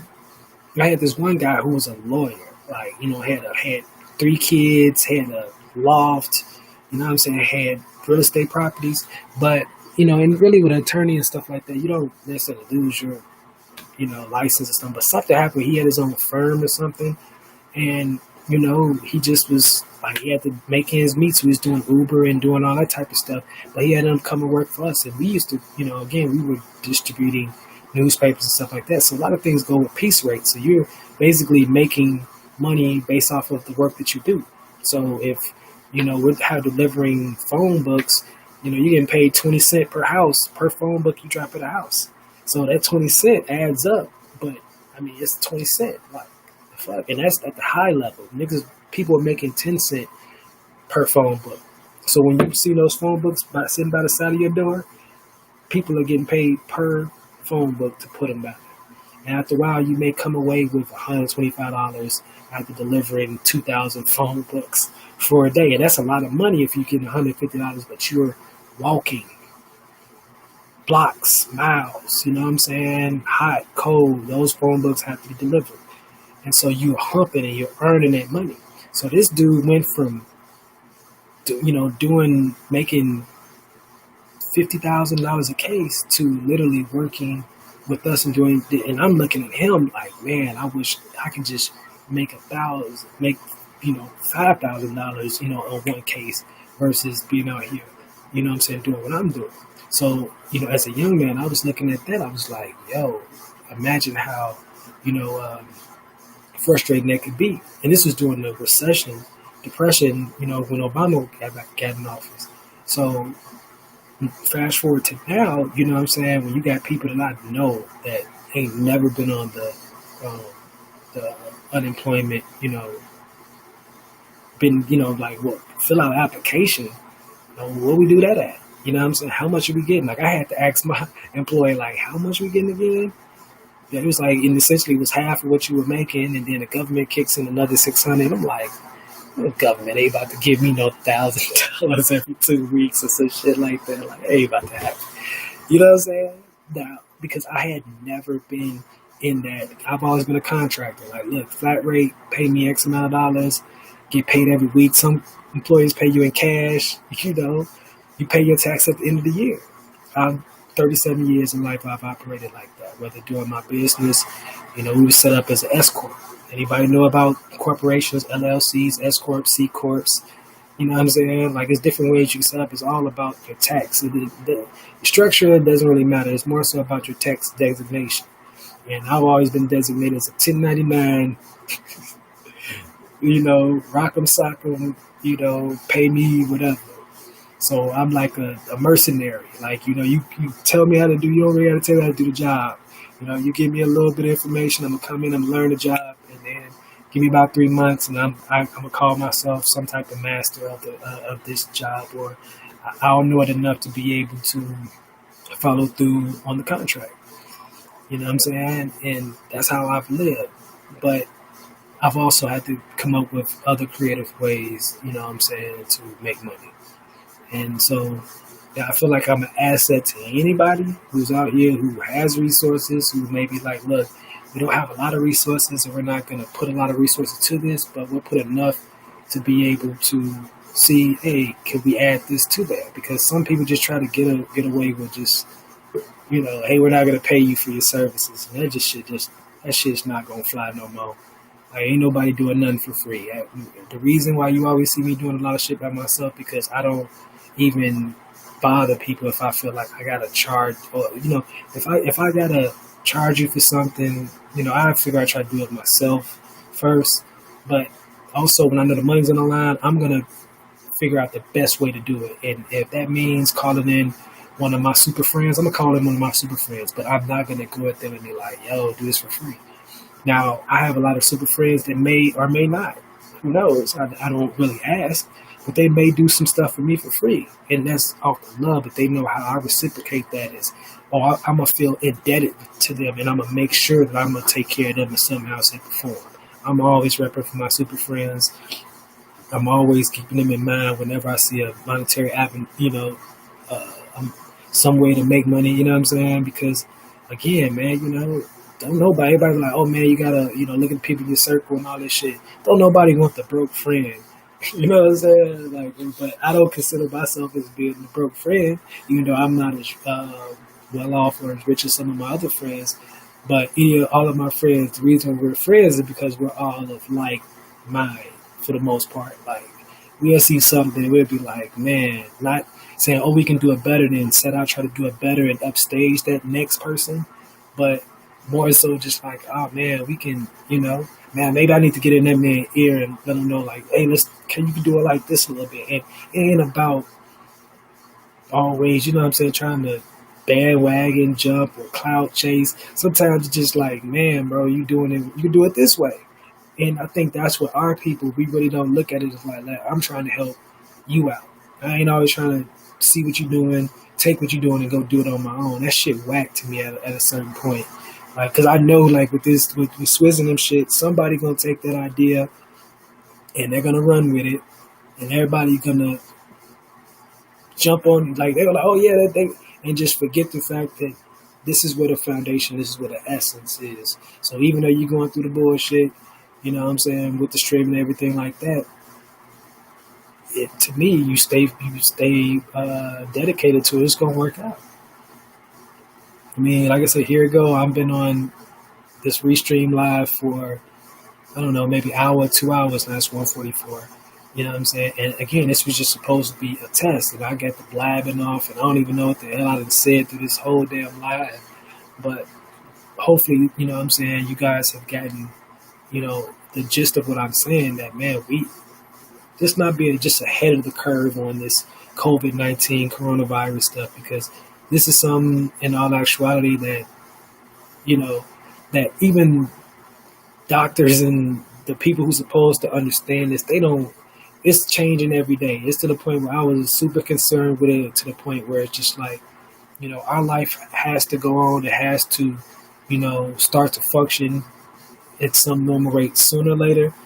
You know, so I had to just distract myself with something, you know, and I've been, like I say, listening to music, and music has been guiding me through this whole process, and trying to stay, you know, busy as much as I can. Eventually I have to get up and fill out these applications and, you know, figure out if I'm going to start risking my life to go out there and, you know, whether I want to be an essential worker on the front lines, or whether I just want to wait it all out, because at the end of the day, you know what I'm saying, who knows, you know, what tomorrow holds. But you know, we have to plan and we have to prepare for it, you know. And you know, it is, like I said, it is what it is. It's no different than, you know, I'm 37. We, you know, but the .com burst, you know, thinking 99, 2000, think the world was going to end, and having 9/11, then having a recession, depression, then having another recession, depression slash COVID. You know, I'm sorry, we have 366 days in this year. So that's a lot of weird shit. You know, February had an extra day. Black History Month was shot to hell. You know what I'm saying? Kobe dying. You know what I'm saying? Like, what the fuck is going on with the world, yo? Like, I just don't understand this. Like, I'm just gonna tune in to Mike shit tomorrow, just like I ain't never watched Come Fly With Me. You know what I'm saying? All the Bulls fans are like, you know, only people go hate Mike are the LeBron fans and the Kobe fans and shit. Like, you know, everybody done seen this. If you didn't came up watching Mike shit, you didn't seen this shit before. But yeah, I mean, like I say, I'm just here giving everybody the behind the scenes. So let me log in and see how many people looked at my impromptu beta test for on Facebook. But I thank everybody for tuning in. This is just a test. This is a test. We're broadcasting off of 4 different platforms, fresh off of the Teddy Riley and Babyface versus TV thing, just to kind of show you guys, again, give you guys a good look of way streaming hopefully is supposed to look, how they're eventually, what they're going to do. I feel like this is essentially where it's going to be. You're going to be having all of these performances, because think about it, if you're not going to have Lollapalooza in August, or what was that, July, August here in Chicago, you know, you just think that, you know, we're not going to have any type of music, because we had people canceling tours, whole on tours that people around the world have been waiting for. And they're clamoring for music. They're clamoring for sports, because people, unfortunately, they want to be distracted from what's really going on. And that's sad, because the more distraction you have, the more people can just come and go and say whatever the fuck they want to say. And then we have to live with the results. Because the one thing about what we have going on with this, with what we have going on here, is collateral damage. Whether you believe, again, COVID-19 is a hoax, whether you believe it's real or fake, collateral damage is real, you know, and we're dealing with a lot of collateral damage. Some of the rights have been infringed upon, and no matter how you feel about that, that's the truth. Like, if you really pay attention to it, just like, You know what I'm saying? Like, come on, man. Like, but at the same time, you want to be safe. You want to be rather safe than sorry. But it's only so long you can sit in your house. It's only so long you can go without food. It's only so long you can go without any any money. You know what I'm saying? Any job, or people are being furloughed and being laid off. If not now, they'll be laid off in October. You know what I'm saying? Like, how do you plan for something like that if all you're doing is get up, come and go, and you've been sacrificing for a company that ultimately, like, they gonna get paid in the back end and they gonna lay you off. You know what I'm saying? And for those that don't have to worry about that, that is a blessing. I mean, for me, I wish I would have put myself in a position to where it's just like I can do my own thing, but also do what I have to do. You know what I'm saying? Because I'm stuck between doing what I want to do, because what I want to do, I could work. If I could work for free, I would. You know what I'm saying? I would literally be at the Victoria's Secret show being an intern. Like, just I don't even do lingerie, but I'll figure this shit out if I can. I'll work that for free.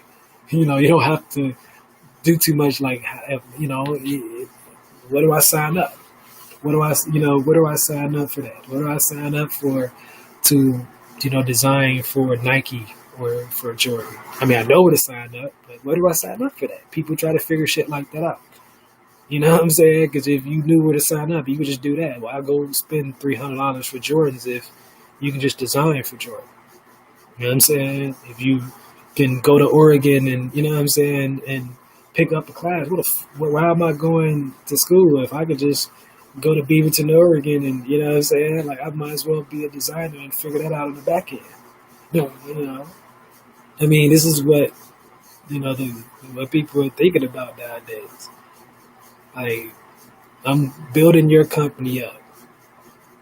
And, but once once shit hits the fan, I'm sorry, we don't have. And then now you put 5 to 10 years in, and now you try to figure out how you're going to do what you're going to do. But if you put those 10 years into yourself, you're straight. Like, I was working at the airport, and I was talking to one of my brothers.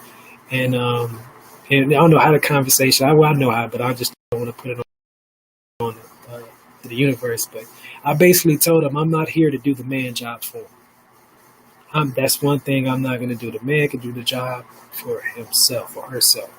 I'm here to do exactly what I'm here to do. You know what I'm saying? And whatever that is. So if I'm here, like Marshawn Lynch said, I'm just here so I won't get fined.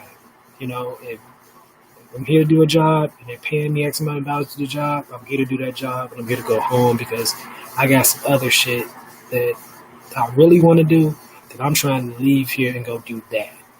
So whatever the man wants me to do, I'm going to do it within reason, but I'm not here to do the man job for him. Because when the man want to get rid of you, the man going to get rid of you. The man don't want to pay you no more, the man don't want to pay you. When the man want to give you $1,200, you feel like you worth more than $1,200, the man will give you $1,200 and be like, yo, $1,200. Like, who, if you don't take it, somebody else gonna take it. So I'm all for, like, I've been taught, man, create that avenue, create that opportunity on your own. So if I'm gonna be mad at somebody else, if I had some customers that wanted me to do this and I didn't follow through with it, that's on me. You know what I'm saying? That ain't on nobody else. I lost that revenue, or I lost that potential customer. And that's, for some people, that's a lot to deal with, because you're gonna deal with the stuff tonight. Like, people getting on Teddy Riley and getting on Swiss, like, they got way more wins than they got losses. And as an entrepreneur, you can appreciate that. Like, if you know what you see what they're doing, you have some appreciation for what they're doing. The fan, like, I'm gonna make a couple of jokes, but I'm not gonna make some jokes to where it's just like I'm demeaning what they're doing, because the same people that make those jokes, you gotta keep that same energy. Keep that same energy when they lock in $1 million deals. Like, you know what I'm saying? Like, you might want to laugh when it's appropriate to laugh. Don't laugh too soon. You know what I'm saying? You don't want to laugh too soon. You don't want to be like, oh man, it's over. It ain't over till the fat lady sings. I ain't see Jill Scott or Adele get on that motherfucking sing yet. You feel me? Like, it ain't over, man. Like, Just what are you like? What are you gonna do? That's why I ask myself. I'm looking at them like, man, I need 10% of that. So what am I gonna do? Let me do Miego USA TV. Let me stream. I'm not a rapper, but I don't see why more rappers aren't streaming live from their website. I ain't the smartest person. I ain't the smartest motherfucker. But why? Because again, Prince and Michael Jackson. If you study any two much, if you're an entertainer and you're an artist, you're a businessman. You study any two. If you just in that realm, you just came up through hip hop like I did, and you want to study any two artists, I'm studying Prince and Michael Jackson. I don't give a fuck what people may or may not think Michael Jackson did. Look at what's in terms of facts in the books. And you could teach a class on Michael Jackson. You could teach a class on Prince. And Prince was streaming shit live. He was taking all of his music back when I know the software. I've been know the software. I've been had a chance to invest in software. You can strip the whole internet of all your fucking music. Anybody think I'm lying? Try me out at it. See, people be thinking you don't be knowing what be going on, and you know more what be going on. But if we don't ever have a chance to have that conversation, and you don't never try to take the conversation beyond sports or beyond some other bullshit, then you'll never know what people hold. You know what I'm saying? I've noticed that. Like, yeah, you know what I'm saying? But I've been knowing about that software. You can take that software and scrub all of them. Like, people ever wonder why certain Jay-Z albums be available one moment and then the next moment they be gone? They don't look at shit like that. They don't look at it like that, man. You know what I'm saying? But again, figuring out a way to monetize, advertise, the content. Why not have a streaming website? If Prince was streaming his music, Prince has valuable content, videos, behind the scenes, interviews, all that shit. Monetize. Who is he sitting down with? Who has control over some of the shit? Tidal, Jay-Z. So if Prince is doing this shit, then who am I to be like, oh man, no, I'm going to try to do what he was doing. I'm going to try to send people to my website. I'm YBN Corday or I'm Migos.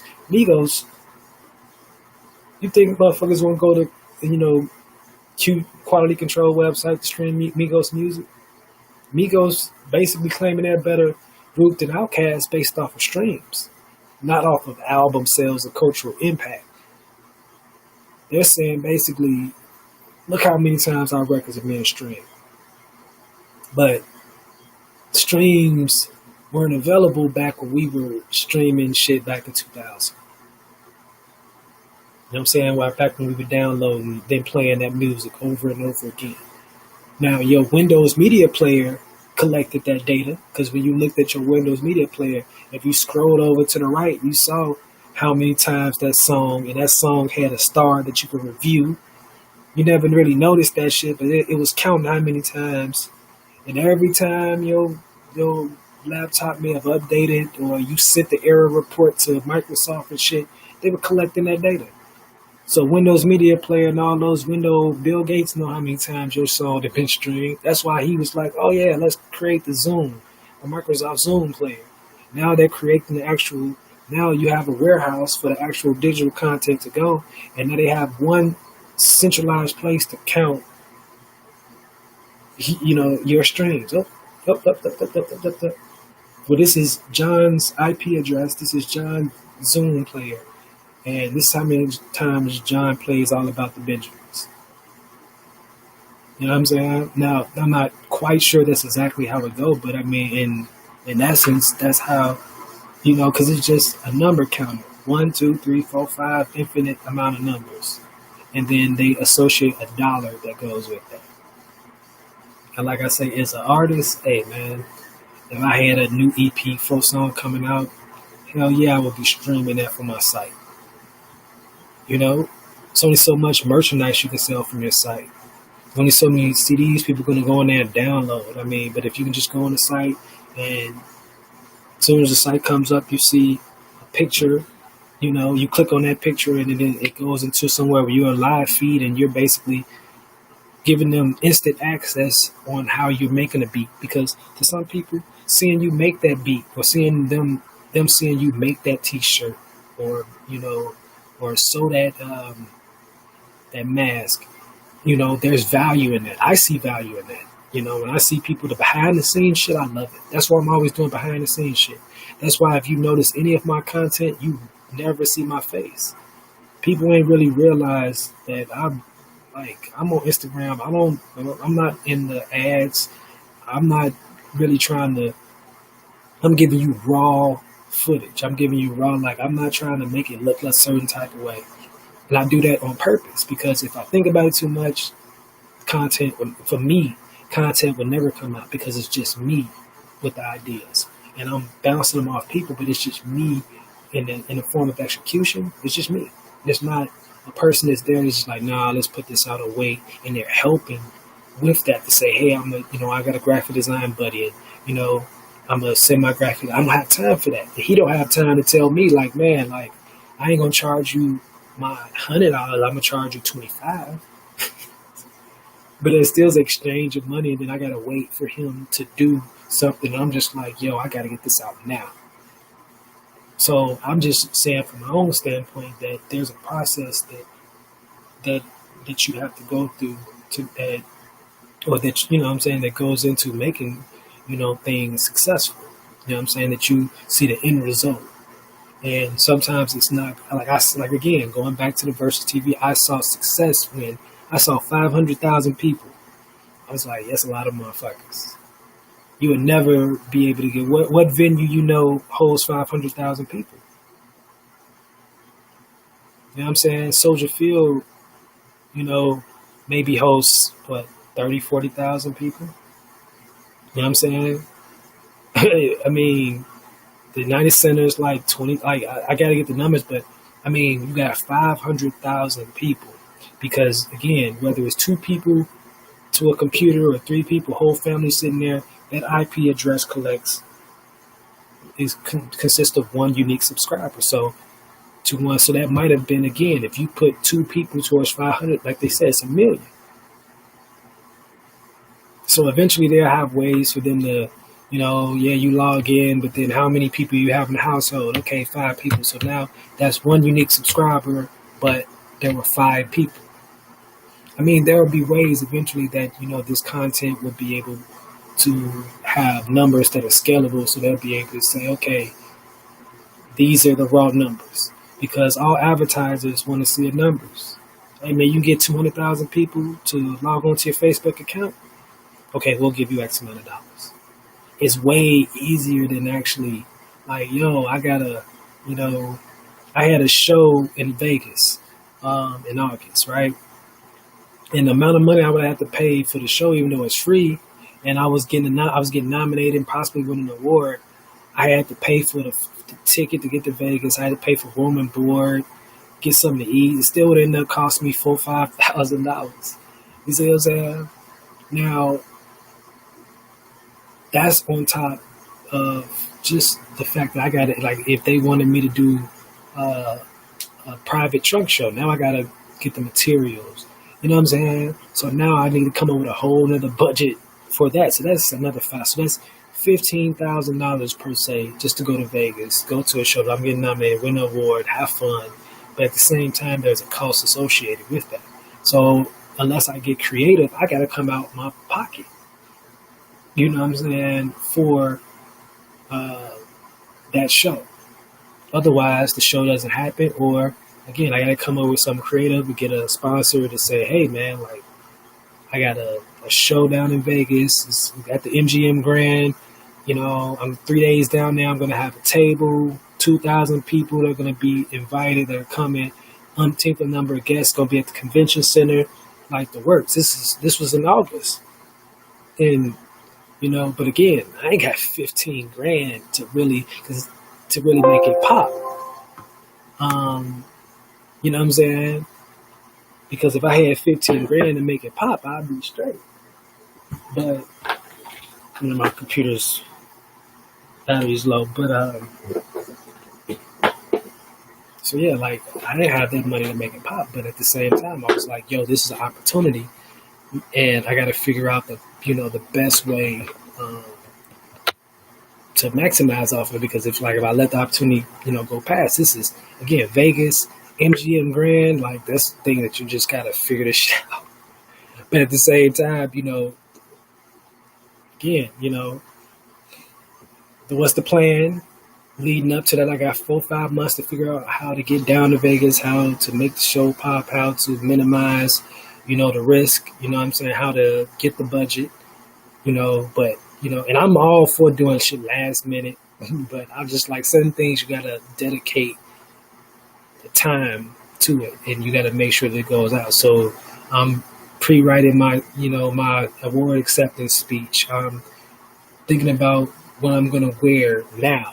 You know what I'm saying? I'm thinking about the clothes that I'm going to present at the table, on my vendor's table.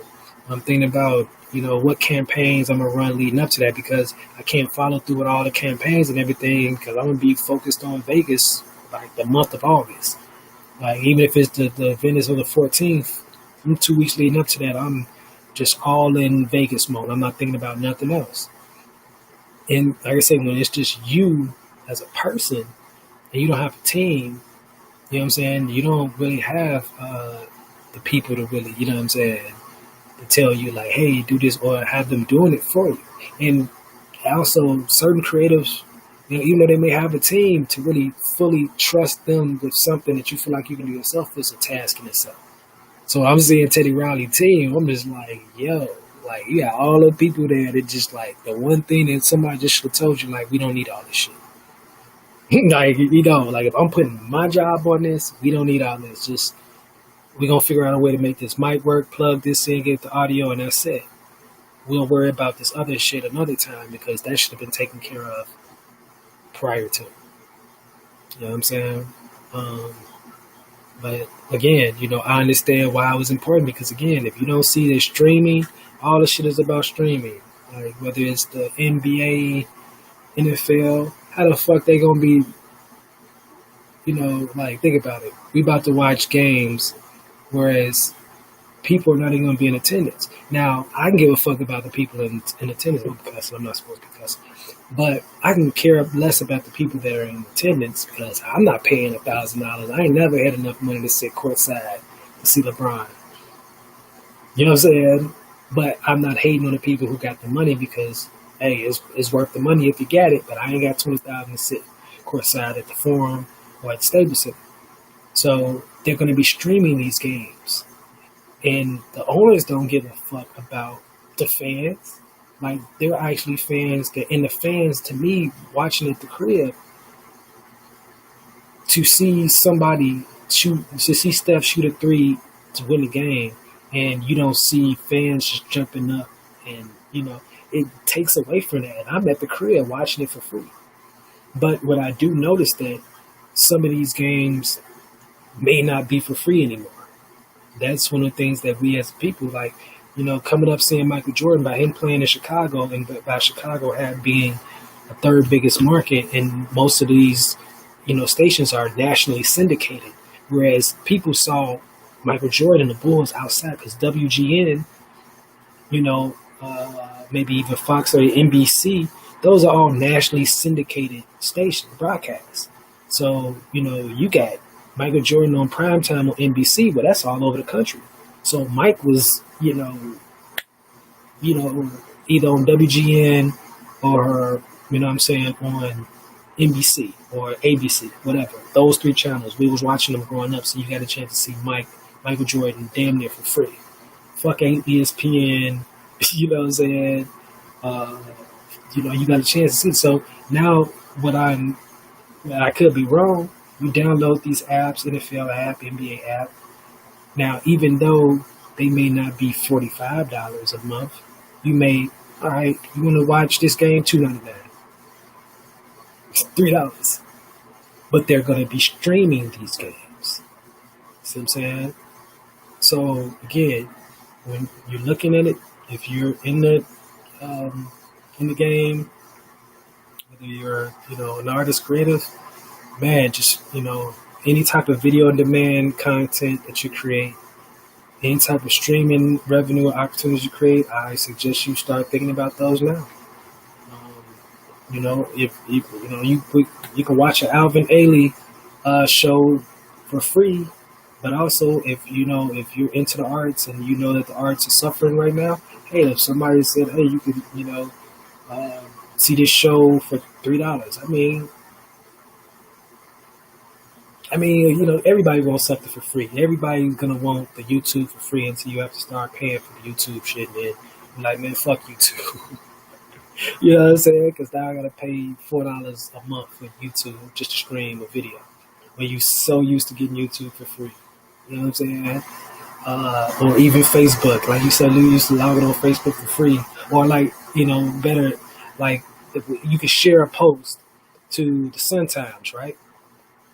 But now the Sun Times have monetized their content to where it's just like they know how many times you click on that motherfucker. So if you click on an article with Sun Times and you didn't click on and you haven't subscribed to their content, you can't read the article. You know what I'm saying? And now you have certain platforms like, say, I subscribe to New York Times. Well, fuck it. I can't read the Sun Times. I read New York Times. New York Times, they take it to the point where you sign to their mailing list. They will mail you certain articles or mail you the newspaper that you subscribe to. Now, there's also a cost associated, but they also have free opportunities. But the whole thing is there are more and more companies that are, again, they're monetizing their content more than ever. And again, if you're paying attention, then you're seeing it. The reason why Facebook and Instagram are free because you have all these ads popping up, and some people are feeling, why these ads feel like they're following me? How can I click on Foot Action and click on the DMP Jordan Retro Sixes and then go to Facebook and I have that same ad? Fishing, cookies, and all type of shit that you just don't understand, and somebody explains it to you, like, oh shit. So essentially, these ads are following you, and they're following you to all these social media because it's all interconnected. Because at the end of the day, these platforms are free because they're monetizing off of the people, off a subscriber base, and the ads. At the end of the day, you want to see one of those ads. Out of all them ads, you clicking on one of them. Out of all those sponsored posts, you might be like, oh yeah, this software I can, because I do it. I found a lot of my software, some of my suppliers, I found on Instagram. Like, I'd be like, damn, like, what? This company? I've been looking for this company. And you go to the Instagram page, you're like, damn, is this a real company? And they have their address and everything. You're like, oh, this is so easy. Back in the day, you used to have to find grants. You used to have to go to the library and, and dig in the crates and, open up a book and find a grant and write that shit down and copy it, paste it, and, call them, and write a letter and all this shit. Nowadays, you can just download an app, upload some shit in 5 minutes and apply for a grant. Like, it's amazing, the technology, that again, technology shouldn't be utilized in the form of replacing people, because even though I can get a social media team or create a social media marketing campaign and buy some software to implement that campaign, it's nothing like, have an actual social media manager who manages the software and who I can bounce ideas off of and who can implement that campaign. Because ultimately, there are a couple of different ways to doing things, but for me, that interpersonal communication will never, fade in my eyes. But I'm a master of, I'm gonna do this shit myself, and not because I've been burned or because, what I'm saying, I don't trust nobody else to do it. I'm just at the use of, what I'm saying, either not having the resources to pay the people that I know, because I know people that can do exactly what I need them to do. You know what I'm saying? I know some people that are very fucking great at their job. Like, not good, great. But with being great, that comes with responsibility. I don't want to be like, oh yeah, I'm going to do it for the love. Like, now, there's a lot of people asking them to do it for the love. So you want to compensate them, you know what I'm saying, to do, whatever job. But at the same time, if you can utilize a good mix of these platforms, utilize them. I mean, I'm just not on Facebook. People get it twisted. Like, I'm not on Facebook just to be on Facebook to just, even though some people are not on Facebook, don't think they're on Facebook to update people on their everyday life. You're really on Facebook to update people on your everyday life. I mean, some people, they clout chasing. Everybody's clout chasing. I mean, in a sense, otherwise, what's the whole point of being on social media? You know what I'm saying? I mean, realistically. I have friends that literally are not on any social media platform whatsoever. So, you know what I'm saying? Like, they look at all of us like we're cloud chasing. Like, hey, yeah, where'd you get the information from? Social media. I can't trust it. You know what I'm saying? Like, I was reading an article off of Facebook. Facebook? What the fuck you reading an article on Facebook for? You know what I'm saying? Like, it's literally people that do not live their life whatsoever. They got businesses, and their businesses are flourishing without the use of social media. But with me, my business probably would be hurt because I'm a private person. In real life, it probably would be hurt if I'm not on social media. Like, people wouldn't know what the fuck I was doing because I don't even know what the fuck I'm doing. So I can understand why, like, some people, they see me, I was like, oh man, I ain't seen Jr. I ain't seen John in some years. It's good to see him, and the only people that take whatever I do on social media is super serious with the people that really don't know. Otherwise, there's always a method to my madness. There's always, a meaning behind what I do. I'm just not doing something just to do it. Even with this, it's a purpose behind this.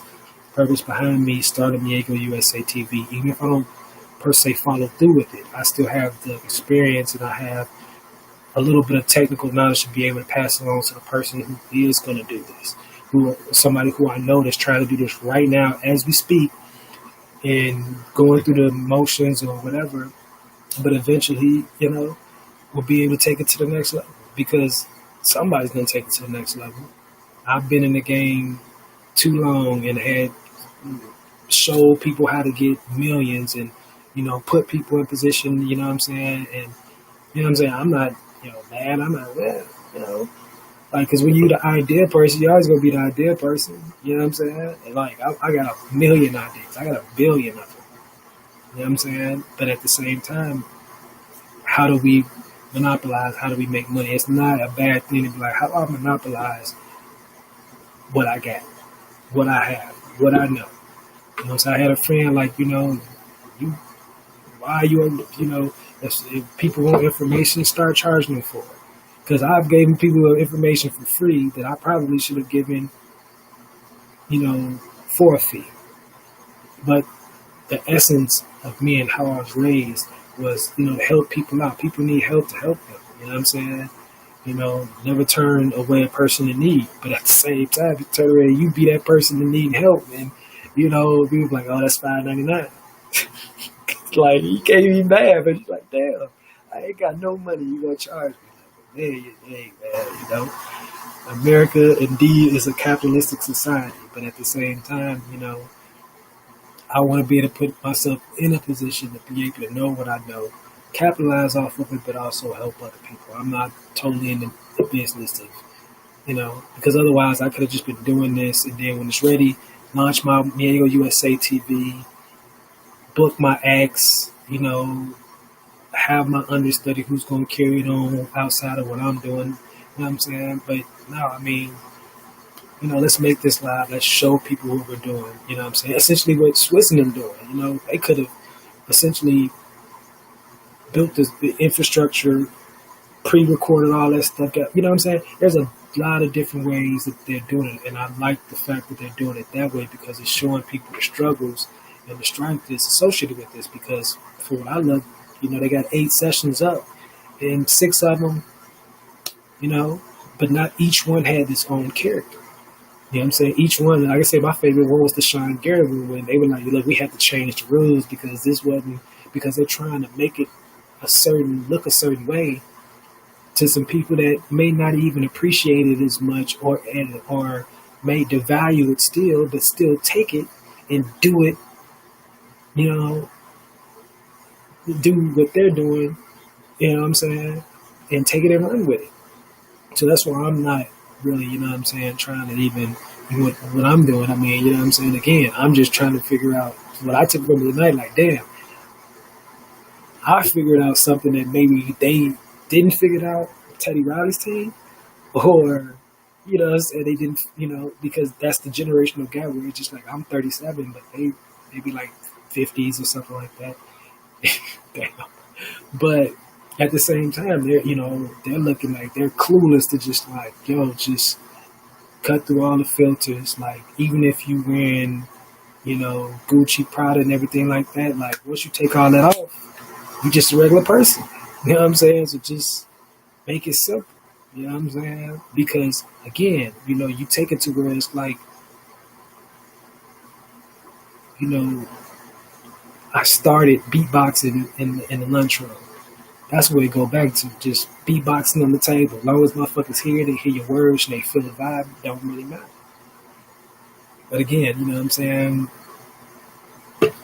You know, when you, I wish I could be up that way to be able to look down and be like, no, I can't do that no more, man. Like, you know, you try to do his Kanye runaway thing where he stepped out of the stage, just like, dude. And motherfuckers was like, what the fuck is Kanye doing? Then it started to make sense over time. They was like, oh, okay. You go back and look at their performance, and it's like when they first started, it was just like Kanye then twagged out. He touched that computer and walked away like, he's like, damn, well, Kanye own one. And then, you know, so shout out to Swiss, shout out to Timbaland. Again, I'm just doing my impromptu janky promoter restream on Facebook, YouTube, Periscope, IG Live, and we're streaming live from our website. And this is our 9th beta testing, and this is our most successful one because not only are we streaming live outside of the Facebook app, but we're streaming live to Facebook. We've had some interactions with some of our supporters. Shout out to my girl Kiana Green, marketing advertising extraordinaire. Y'all should check her out. And like I said, our live has not been interrupted, which was, you know, I'm totally surprised at that. That's why it's like I just kept talking and just kept talking. So whatever I said, please don't charge it. And I'm drinking beer too. I have my chalice. So shout out to Michelob Ultra, Team Ultra. This is a shameless promotion. Free beer is always great. So I'm sorry if you guys can't drink beer and just not going to be able to see me. I'm just going to put somebody else in front of the camera.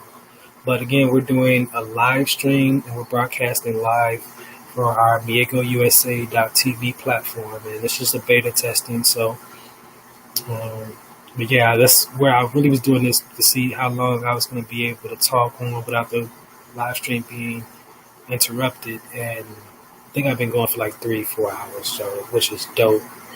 And this is our most successful broadcast to date.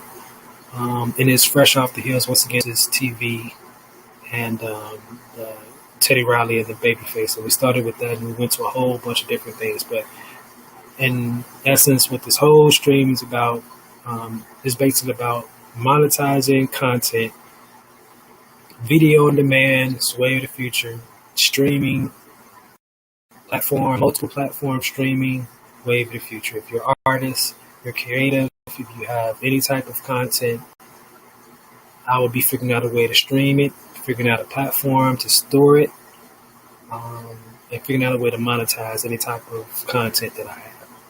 And this is going to all of my guys who have videographers on call, on staff, budget. Man, this is the time to utilize those guys because they have they have the equipment. So once you find a platform like Restream that can restream and broadcast your live to multiple platforms, then you're straight. I mean, I had on my 8th broadcast, I had more viewers on Facebook than I had ever had live, that I had ever had before.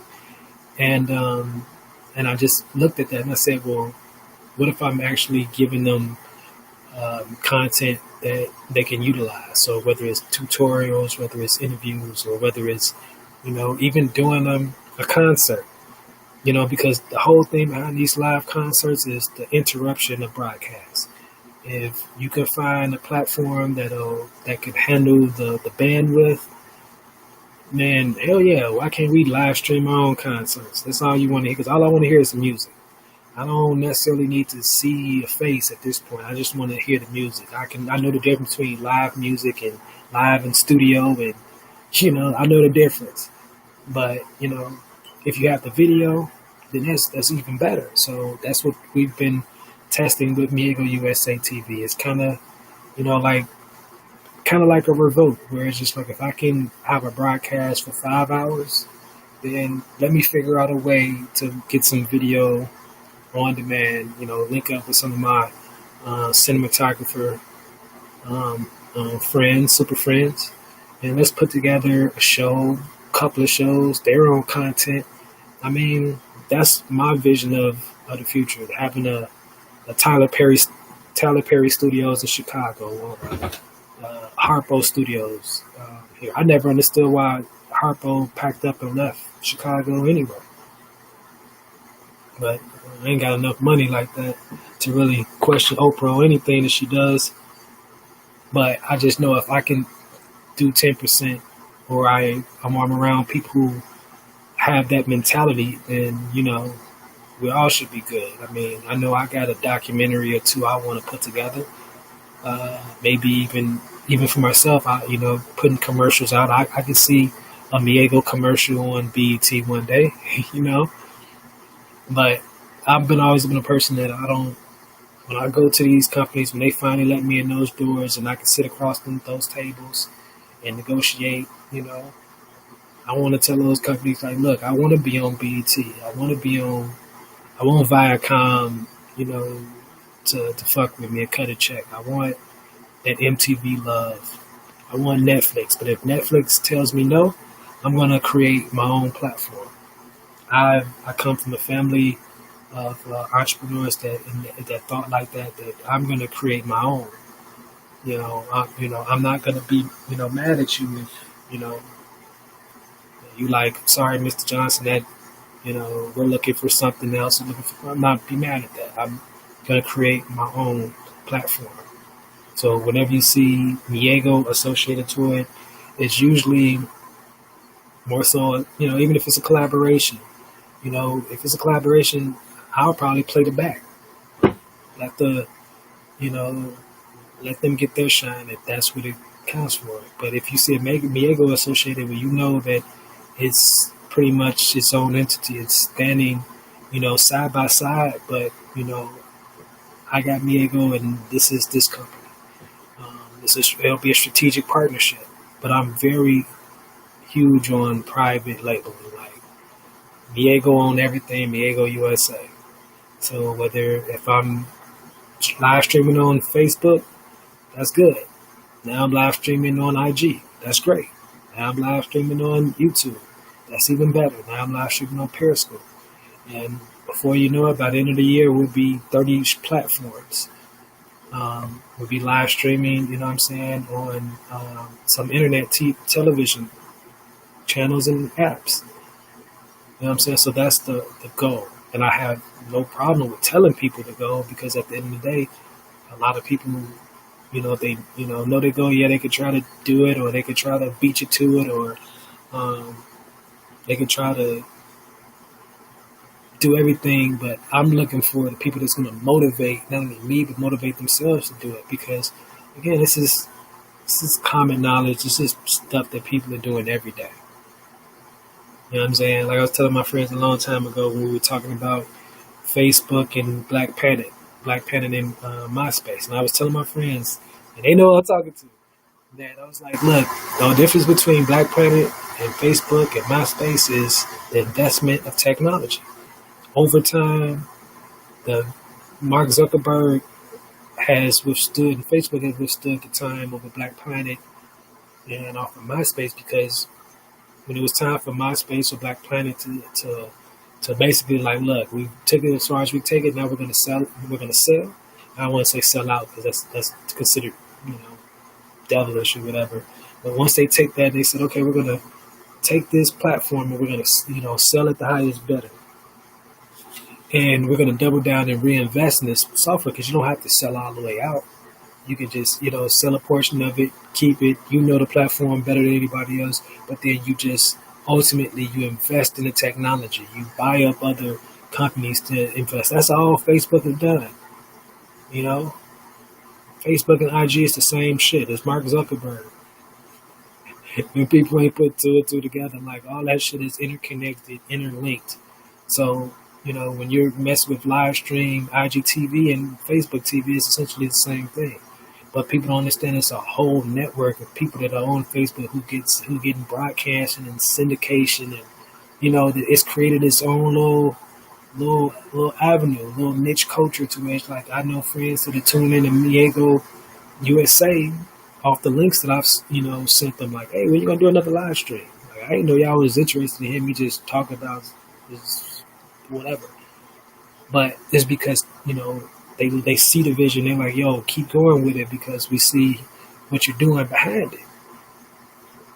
You know what I'm saying? And that's just on my little scale. I'm not foreseeing getting paid off of doing this. Is just something I can do as a hobby. I mean, log on from anywhere in the United States and, broadcast, just for the hell of it. To me, that's dope. I'm not just going to be on Facebook or on IG just to be on Facebook and on IG. I'm not going to do that. Everybody knows for me, even with me from sharing content on my page, I've done that for years.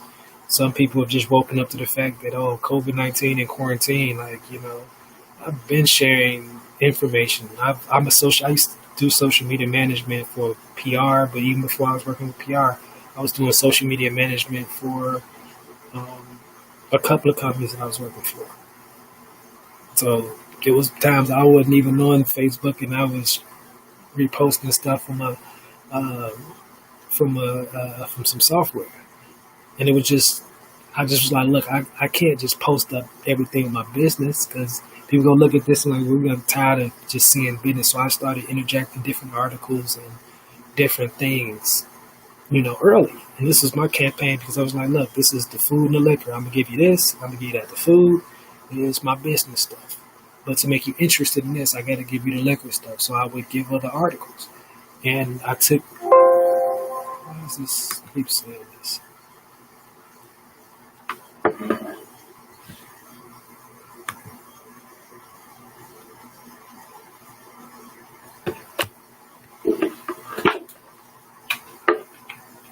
And that's what I'm saying.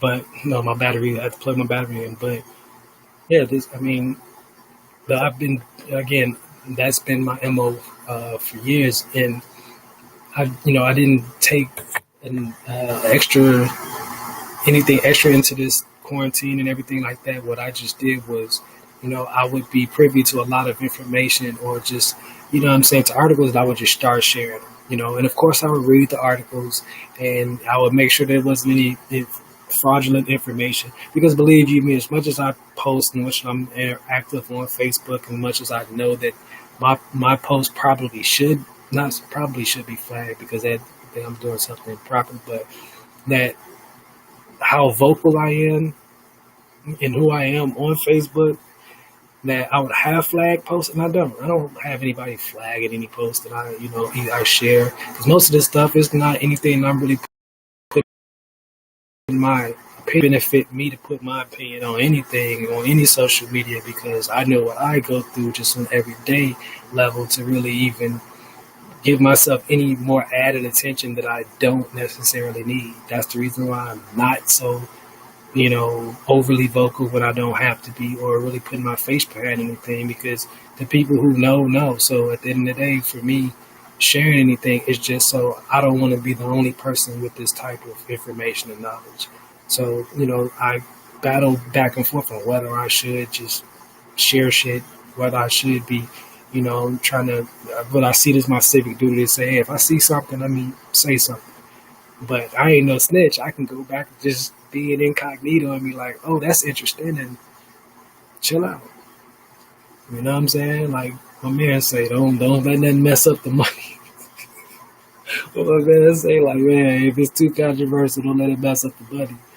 You know what I'm saying? But at the same time, this is being consistent. I don't need to say anything to anybody anymore, or you know what I'm saying? I don't, like at this point, if a check is associated with something, they like, well, what you do? What do you think? You know what I'm saying? So it got to be a reason for me to really want to do what I do. So, that's why I always try to attach a purpose to whatever I'm doing. You know what I'm saying? So, Diego TV could be a bigger platform for something else. I don't know. You know what I'm saying? It doesn't necessarily have, again, it doesn't have to be Miego USA TV. It's just, again, this is all beta testing. I may revisit this 3 years from now, and then all streaming will be the craze, and I'll be fell behind the 8 ball. But I figure, what else do I have to do? Put in an hour, 2 hours, trying to perfect this and see if I can add it to, what I'm doing, because I plan on doing fashion shows. I haven't done a fashion show in 20 some odd years. I didn't graduate from SIU in Carbondale, so I didn't do my senior show, which was my fashion show. Waited. So you best believe my first fashion show, I'm going to stream that shit to 30 different platforms. You best believe Miego USA TV then. And I do some live shows. I mean, I'm definitely going to have some artists that I work with in the past. I'm going to get them convinced them to do some shit that they may not want to do, but I'm going to be the person that's going to convince them to do it. You bet you me. I'm going to utilize that. I'm just one of those people. Like, I'm just, if it, I'll minimize the cost. I'll pay for it for myself. I'm that person. Like, if I believe in something, I'm going to put some money on it, and we'll see where it heads. And it's just like Nike. Just do it. Like, if it ain't hurting, we ain't got nothing else better to do, why not? That's why I started the online radio station, Miego Radio, on Station Head. I love music. I listen to my favorite DJs. I tune into them. WGCI, Power 92. I go on the Instagram page. You know what I'm saying? I've been showing love to everybody. Like, anybody know me, they know I show love. So if you heard anything other than that, I would definitely check the source, because I'm always showing love. I'm always showing up. Got something, I'm showing up. I love a good time. I love a party. So I'm always supporting, my good vibe dealers. You know what I'm saying? Nice beard. Well, thank you. I'm kind of scruffy, though. You ain't really see it all. I got the gray hairs, and I definitely ain't shaved, though. But thank you. That's my people out there in Periscope land. So I'm going to put that on there. So if you don't think I'm talking to myself. So, yeah, shout out to my people out there in Periscope. Thank you for tuning in. We've been on, this is actually a test broadcast. We're reporting live from Chicago's quarantine. So, yep. From Chicago Southside. So we're in our studios, broadcasting live. Yep. Oh, I'm from Chicago. That's where we broadcasting live from. And we're actually doing like a broadcast on like 4 different platforms. So shout out to you. Got sexy lady. So shout out to you out there. Let me know where you from too. You know what I'm saying? So we can give a shout out, man. We out here in Chicago. You know what I'm saying? Just got some beer, got some Marathon OG. Got, what else we got? Labs too. Shout out to Cresco up there, man. I'm trying to get a job at Cresco, so everybody's playing. I'm trying to get a job at Cresco, so anybody knows, anybody who's hiring at Cresco, I can send my resume over. So, because I'm like, forget it. Let's go. Shout out to Cresco. So, yeah, we got some Marathon OG on deck. And we also got Viola. Shout out to Al Harrington and my man Stack 5. If you don't know about Viola, you know what I'm saying, Google and all of our brothers and our brands. So Marathon OG, shout out to Black Sam, Nipsey Hussle, All Money In, and shout out to Viola. And shout out to again Michelob Ultra, Team Ultra, for the good drink. Drinking beer, not drinking anything too heavy. So we got our people out there in Periscope land, and I got my girl Sex Lady 1101. So she asking where am I from, and if anybody knows, there it is. Everybody knows I'm Chicago. So born and raised Chicago South Side, from Roseland, the Roseland area. So Roseland's on the south side, 60628 is the zip code. So I'm from the Roseland, Rosemore, Pullman area, the south side. So it's the deep part of the south side.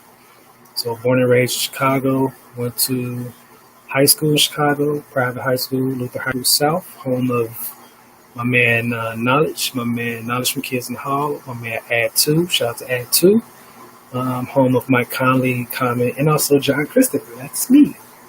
And most of all, shout out to all of my other classmates before and after, man. So we went to Luther High School South and graduated from there, went down to SIU in Carbondale. So I'm a Saluki all the way through and through. Been down there for 3 years. So, yep, I'm a Illinois Midwest. He says Sexy Lady is from Ohio. So shout out to Ohio. The people's out there in Ohio. Had a chance to kick it out there in Ohio, you know. So shout out to y'all out there. And, shout out to all the people in the Midwest, though. You know what I'm saying? I'm a Midwestern boy, so, I love Midwest. Love the towns out there. I've been everywhere, all over Ohio. Well, yeah, because T went to Wilberforce. That's in Ohio, right? Yeah, she went to Wilberforce. Whereas other spaces that would have been to HBCUs out there. So shout out to all of our HBCUs in Ohio. What else? Shout out to the Browns, the Cleveland Browns. Yeah, I'm a considerable Cleveland Browns fan, especially since they got OBJ. And who else? I'm not too much of a Cavs fan, though. The documentary is coming out tomorrow, so can't give no love to the Cleveland Cavaliers fans. But so if you're a Cleveland Indians fan too, sucks for you because our White Sox is about to go in this year. So I'm a mortal Cleveland Indians hater. So I hate the Indians, I hate the Cavs, but you're a Browns fan, I fuck with you because all the Browns, man, fans are cool peoples, man. Shout out to the John Pound out there. But, shout out to all our people out there in Periscope land. So, Sexy Lady 1101, thank you for tuning in. Once again, this is a beta test. I'm just shooting off the top, just random thoughts. Talking about the Versus TV battle between my man Teddy Riley and Babyface. So I had a chance to tune in with that and just really just giving people the updates, letting them know where this is going. So if you're tuning in, streaming. So that's how I'm connecting with different people. Right now, that's how I connected with Sexy Lady 1101 out from Ohio. She's on Periscope tuning in, and we're broadcasting on Periscope. We're broadcasting on our website at miegousa.tv via our private link. So I sent the private link out to about 100 people over the last couple of weeks, and we're going to be sending them out. And it'll alert you, let you know when we're going live. Because you never know with me what type of content I might, have some content where we're doing a live show. And with a very special surprise guest, you never know who I might run into, who I might link up with. That might be like, that's dope. Let's do it. But again, what we're doing is we're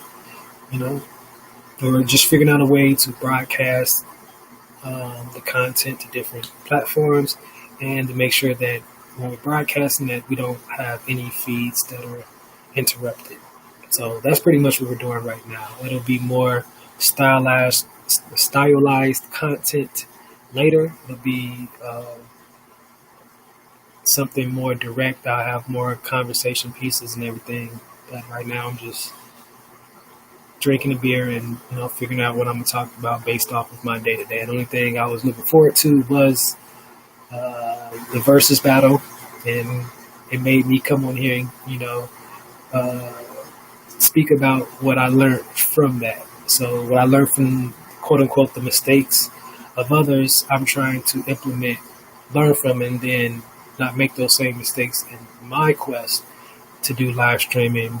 But what I'm saying, also kind of improve and get better to help those others that are looking to improve um, on opportunities like that, because I see what Timberland and what Swiss Beats.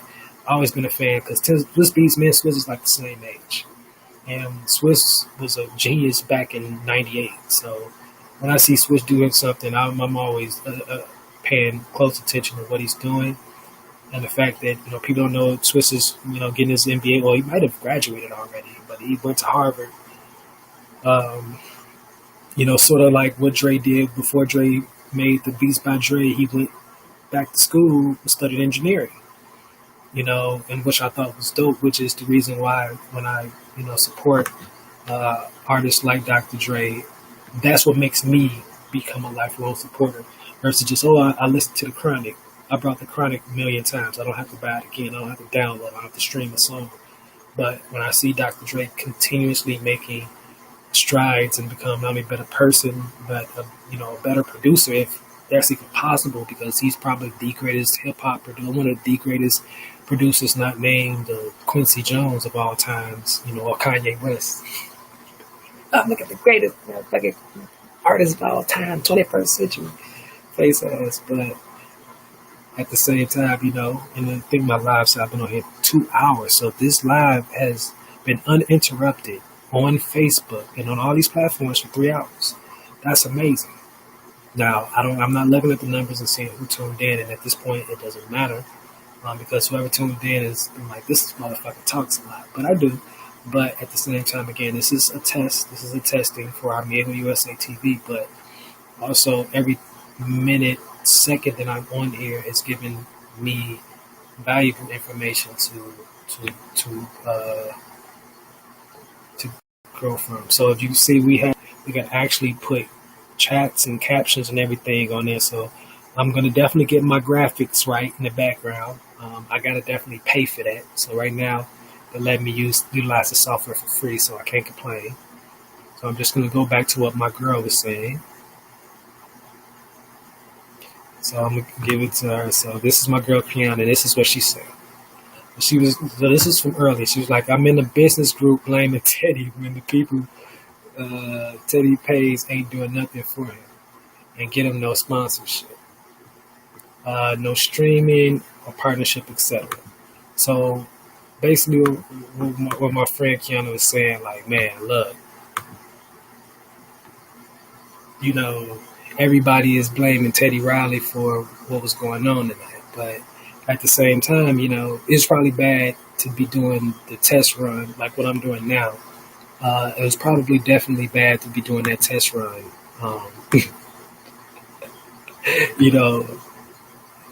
during when the money's on the line, because they had 500,000 people in the IG tonight, and that definitely the advertisers was on. I mean, I seen Sports Center on that motherfucker. Like Sports Center was, making comments, and like you got people watching the stream, and when it comes down to it, the opportunity wasn't lost because you have a Teddy Riley, have Babyface. People are going to tune in. There may be more people that's going to tune in because, again, I was trying to figure out how he was going to get the 35 and up club to stay online that long.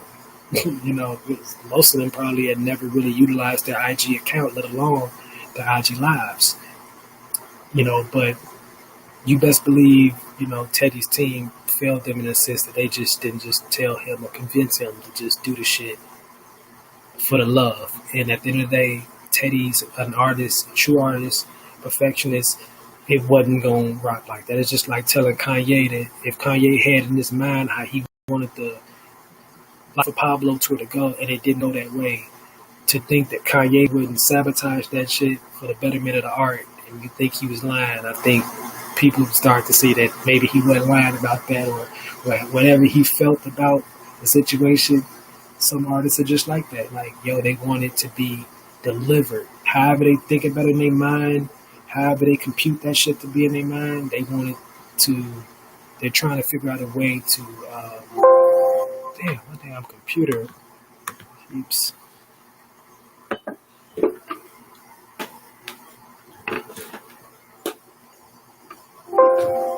Hold on 1 second. I don't know what is wrong, man.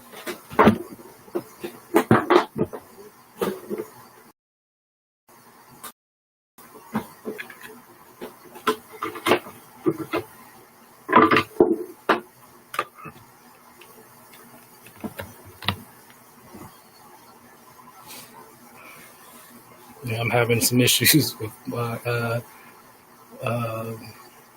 battery in my TV. But yeah, so, you know,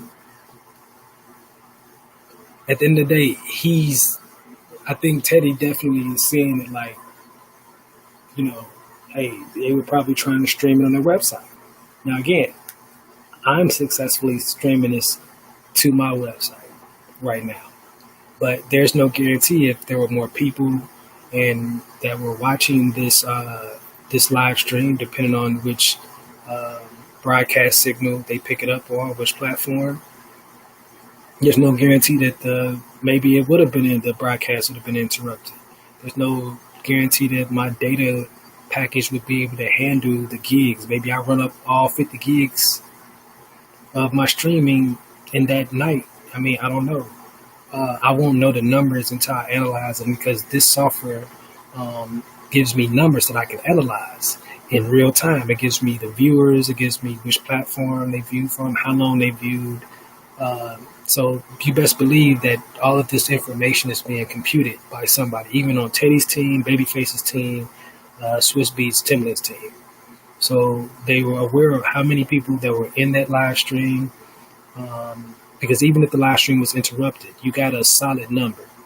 And then they pick that live stream back up. Now you have a solid number. All the advertisers need those people to be in that live stream for a certain amount of time. Once they're in that live stream for a certain amount of time, it counts as one. So for them, they see exactly what it is. You know what I'm saying? Like, oh, there's 5,000 million people. So you got 1 million people in that one stream. Now you got to figure out a way. Now that you got the content, because people are tuning in to see two of the greatest heavyweights of R&B. Like R&B is like you got hip hop, then you got R&B, then you got rock. I mean, you know what I'm saying? If they get like a rock band, even if you just say they get the Roots or somebody, you know what I'm saying, to play. I mean, you think the Roots aren't going to have some elaborate setup similar to what Teddy Riley was doing?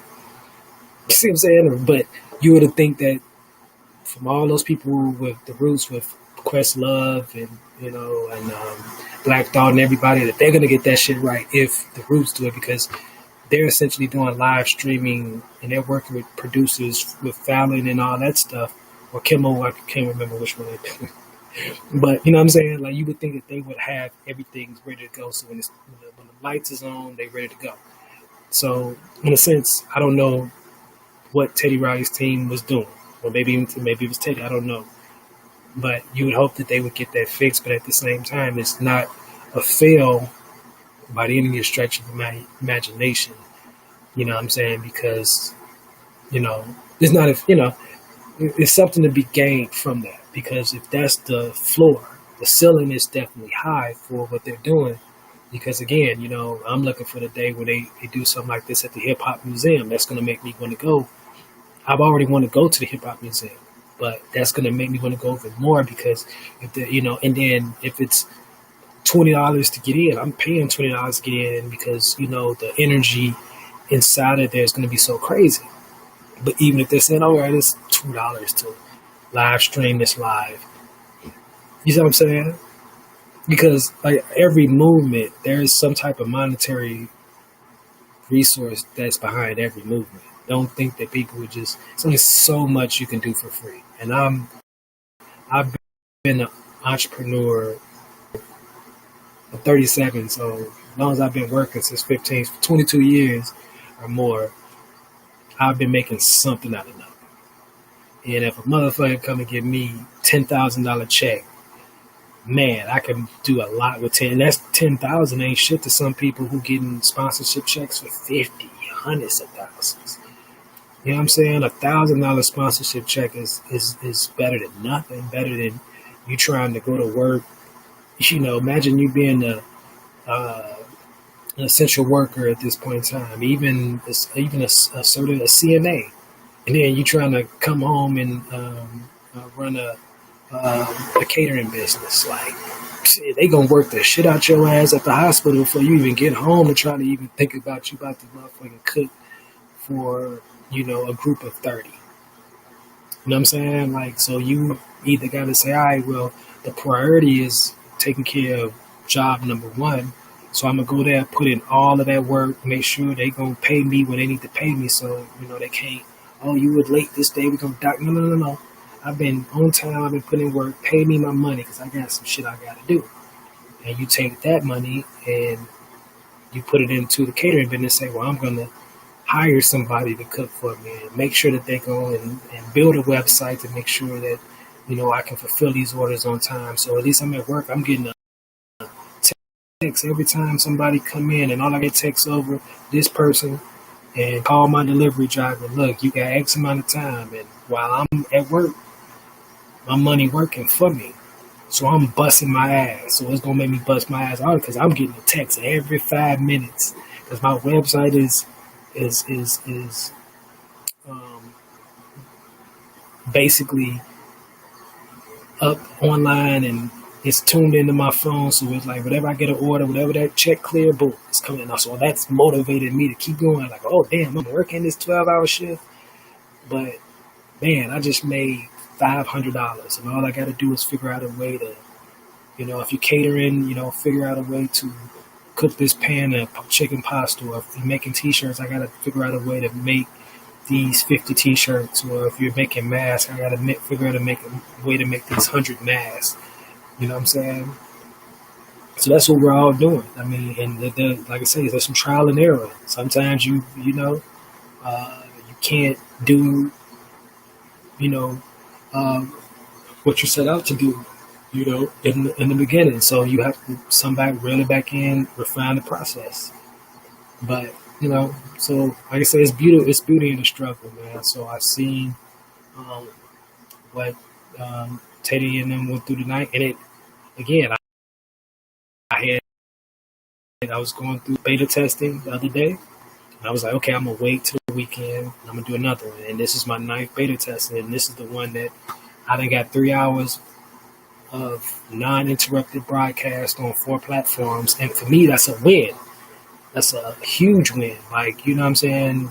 I could take this, just information, whether one person tuned in or 3 people tuned in. I got interactions with 3 people. And I thank them for that because, again, you know, everything is trial and error. You know what I'm saying? Rome wasn't built overnight. America wasn't built overnight, and it wasn't dismantled overnight either. It's like it took some time before this COVID-19 set in, and now that it's set in, now we're all sitting down, and now we're all trying to figure out how to make ends meet and how to come up with things to subside the revenue that we lost. Like, you know, I was making decent money. I made more money. The money that I made when I stepped away 9 years ago when I was working, you know, with my godfather, and we had contracts. I stepped away from a lot of money. I didn't have to. I stepped away because I wanted to do some things on my own. I got tired of the bureaucracy of the corporate 9 to 5 stuff because, you know, not to, you know, cream on any of these corporations and stuff like that, but a lot of these corporations don't really, you know, they don't really play the long game. You know what I'm saying? You know, they don't, you know, and you can come to them and, you know, and kind of be like, look, this is where it's headed. And, yeah, what do you know? You know, and then you just, it's painful for you to just see things go exactly where you knew they were going to go. And you just like, we could have been ahead of this. I could have been rich by now. I could have been, you know, sitting on the beach, isolating, You know what I'm saying? And here we go. Seeing somebody else do this, or you know what I'm saying? Like, I'm tired of that. I don't know about everybody else, but I'm tired of that. I feel like we have, enough, what I'm saying, shit, ingenuity amongst us all to really, anything that we want to do, whether it's individually or collectively as a whole, we can do it. You know what I'm saying? I mean, I can say no disrespect to Facebook or Instagram, but you can create your own Facebook, you can create your own Instagram, you can create your own Twitter. You know what I'm saying? But essentially, we're depending, like what girl said, like, you never know if it's the platforms, you never know what it is. It's like Instagram ain't about to make no money off of Swiss Beats and them if they take Versus TV and put it on their website. But, you know, paying, not saying paying homage, but, you know what I'm saying, showing some love to like, without Instagram, without IG, I wouldn't be able to connect with my supporters, with some of my fans, or with Periscope, or with YouTube, you know what I'm saying? But the end all be all should just be like, well, if we can't monopolize or, our content, or, you know what I'm saying, here, we can't do it anywhere. It's not going to work. Like, no, like, I'm not always going to, just because I'm a designer, don't necessarily mean that, I wear, like, I love fashion. That doesn't necessarily mean I'm a high fashion person. You know what I'm saying? Like, I don't have to wear Louis Vuitton. I don't have to wear Gucci. I don't have to wear Dior, you know what I'm saying, to feel special, to feel any more important than I do when I wear my own hat or my own t-shirt. Like, the fact that I can create my own products gives me a type of arrogance that I don't show, but it's just like, I ain't gotta wear that shit. I can create my own. You know what I'm saying? I can create, my own, I create my own, okay, that's what I create my own, uh,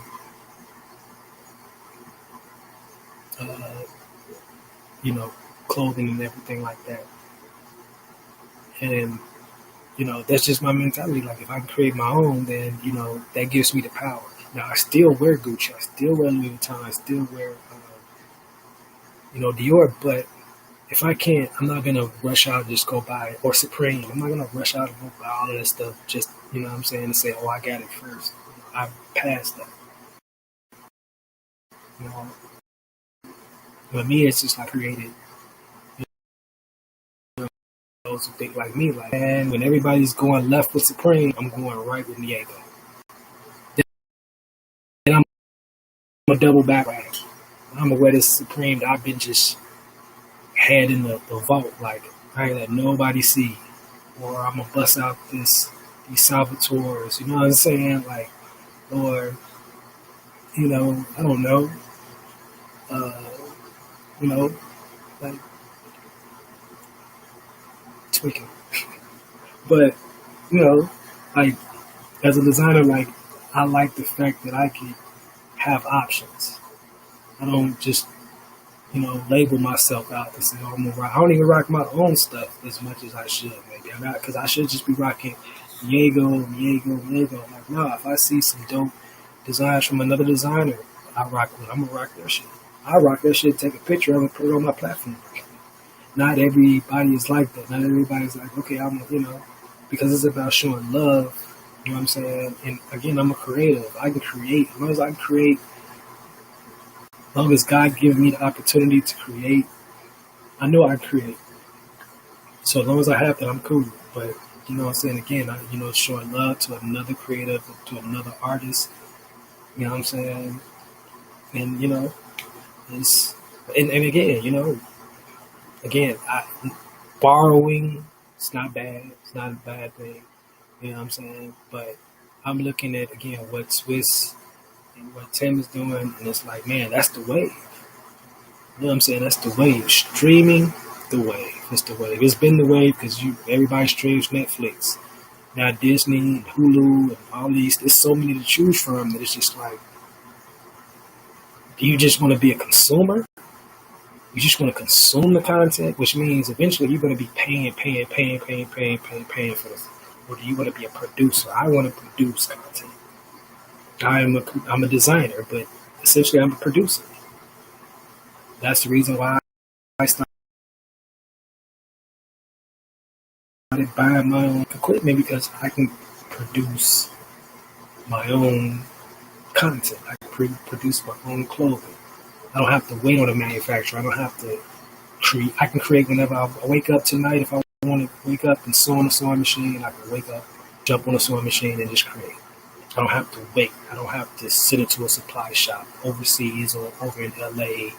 You know, if you order most of um, your supplies ahead of time, you don't just go downstairs, you know, get a couple yards of, some muslin, make a sample, don't create, another sample, you know, do a trunk, like for me, streamline the process, not waiting. You know what I'm saying? A lot of my manufacturer suppliers were shut down in January.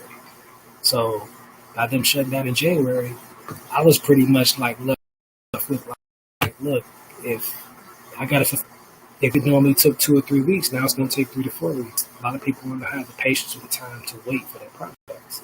They want it now. So I had to streamline and bring everything back in house. And the way my company was set up, we were making a lot of stuff in house before we started um, outsourcing to different companies and different manufacturers and everything. We were, we weren't doing the product that we were doing before. Because when you start manufacturing and stuff, you need a certain amount to get, most manufacturers, they don't give you, like, we were doing pieces. Like, we had manufacturers, like, we were, if you sent us some pieces that you want to do runs, 24 or more. We'll do one piece for you, see how it rolls, do a little photo shoot behind it. I had people that were working with me, like, whatever you can create, we believe it or not, we think it's dope, we do it. That's how the shoes came into play. I was battling with my shoe manufacturer too. They were like, look, you got to do 7 pre-orders before we even put the shoe into production. I'm not going to be this. I mean, I'm not having a defeatist attitude, but I don't have time to try to sell 7 shoes before you put them in production, because the people I fuck with don't want to see the shoe before we even go into the production. They don't understand that shit. And I battle with them, and not a battle in a bad way, but it's like I held my ground, and they were like, look, after a while, they were like, look, we'll give you a flat rate, and pay the flat rate, get your shoes created. And I was like, oh, shit. And they called me, and it took me some time once, because I was so busy calling them out, like, man, who going, woo. Then they like, okay, bet them up then. Now we got it how you want it. Now they put it on me to put the money in their hands. Like, look, everybody got this amount of money if you trying to do what you're trying to do. So I was like, yo, well, and once I put the money on it, it became, the synergy became crazy, because it's like, if I didn't think that they gave me exactly what they said they were going to give me at a time frame that they said they were going to give me, the quality was there. And it's just like, now you can just go out and just, sell it at your own leisure. And I thought that was dope. For all of the different, companies I work with to have that same kind of synergy. Figure out a way to do it on my own. Now with the shoes, I mean, I was looking at on this, school, like Chicago has I think the Illinois School of Shoemaking, where it's like 1800, and 18, I thought that was pretty dope. But at the same time, when am I going to have the time to really, create, like when the money hits and, people need 10, 15 shoes, I'm not, beat myself up because, damn, I got to create pairs of shoes. I'm going to try to do all of shit by hand? No. You know what I'm saying? I'm going to reach out to my suppliers to be able to do that. But in a time like this, when we have monumental disruptions and all else fails, you got to go back to old school, just ingenuity and getting your hands dirty and say, yeah, well, now I have the time to create a sample shoe or create, some, things in house, whether it's some t-shirts or, some some masks. Like I got 4 or 5 different masks, but creating these masks I'm creating masks for non-essential. So again, everybody goes right, I go left. The essential workers need masks, but I figure the way I would be of most use is to create for the masks. They don't have access. So I've been trying to come up with ways to be able to help them out. And so, again, that's always where I'm trying to go. People going right, I'm going left. I figure we'll all will meet each other because I'm not trying to go backwards, I'm trying to go forwards. So, like I say, once again, whenever you see me doing something, it's for a purpose. And I use platforms like this to be able to give people more of an insight of what I'm doing and give, so hopefully, I've been here for like the last month with this Mego TV. And again, it's a platform. Facebook gives us a platform. I'll utilize it. I just don't want to be on here sharing and giving you updates on my accomplishments and my disappointments. I'm a very, very, very private person. You rarely will see my face up here on TV screen or, even at parties nowadays. I'm always holding up the back or coming in late and staying till it's over, and then you see me shaking up with somebody or something or then dipping. That's just me. I'm a very private person, so I'm on Facebook and all these other platforms to really connect with people. So you can shoot me a DM. I give people my number. It's a Google number anyway, so I change phone numbers, so it doesn't matter. And just to connect. I mean, you want to know what I got going on, I'm willing to tell you. You want to have a surface conversation, we'll have a surface conversation. But if you want to have a real in-depth conversation, maybe I'm a little unorthodox in how I deliver information, deliver content, and do stuff like that. But, I know a lot, politic with a lot of people. I have very meaningful conversations with a lot of people that if not can get me word, so I need to go get you to word because I'm stubborn. I want to do things my way, just like anybody. But at the end of the day, I'm a very hard worker, very, very, very hard worker. I'm lazy when I want to be, but when I'm up, as you can see, it's 3:11, and I'm up still doing this testing and still talking about God knows what. But all I'm going to do is fall asleep and wake back up, and then tomorrow try to figure out a way to get some more money. No different from anybody. Nothing to do Sunday. You know what I'm saying? But go to virtual church, and let's do that. Oh, yeah, the documentary, the Bulls documentary. We're not even going to get on that because you know who we rocking with. MJ all day, Chicago Bulls, greatest team of all time. Pick yours, 91 to 93, 96 to 98, 99. Chicago Bulls, fuck. But at the same time, So I think I'm going to go ahead and end it there. I've been on here for a good 4 hours, and shout out to once again. It's been since 3 hours and 12 minutes. So I just really stayed on here just to see how long this was going to broadcast on the 4 different platforms. So thank you to Facebook, thank you to Instagram, thank you to Periscope, thank you to YouTube TV because this is on YouTube live stream, which they had to grant me access because what I understand from YouTube, you just can't live stream shit because there's a lot of rules and regulations. So the fact that they let my black ass, then I probably can't cuss that much, so I'm trying not to cuss. The fact that they let me on YouTube, and I'm going to be very, very respectful of the platform. I'm not out here to be super controversial. You know what I'm saying? I do that on my own time, and my opinions are just that. They're my opinions. I believe in freedom of speech, but I also believe in being cognizant of my surroundings. I'm only one person, and you know what I'm saying? I don't want them to stop the movement before it gets started. You know what I'm saying? But at the same time, we mean no harm. We come in peace. That's all, our platforms out there, man, all the subscribers and all the potential sponsors and everything like that. Like, We just trying to get money, man. We're not gonna mess up the check. Kanye was rich before he made, what I'm saying, he made all of those, comments. He already had money. I'm trying to get money, man. Move miles about the hood, you feel me? you know. So, we're not gonna be super hard on the sponsors, man. You know what I'm saying? But I do wanna shout out to Restream. We're utilizing their live studio software, and they've been allowing us to utilize the software for free. So I better be there. So at the end of the day, I wouldn't be able to broadcast if it wasn't for you, for Restream. So thank you to them. But thank you to Facebook for letting us utilize their platform, because we've been rocking with Facebook for some time now.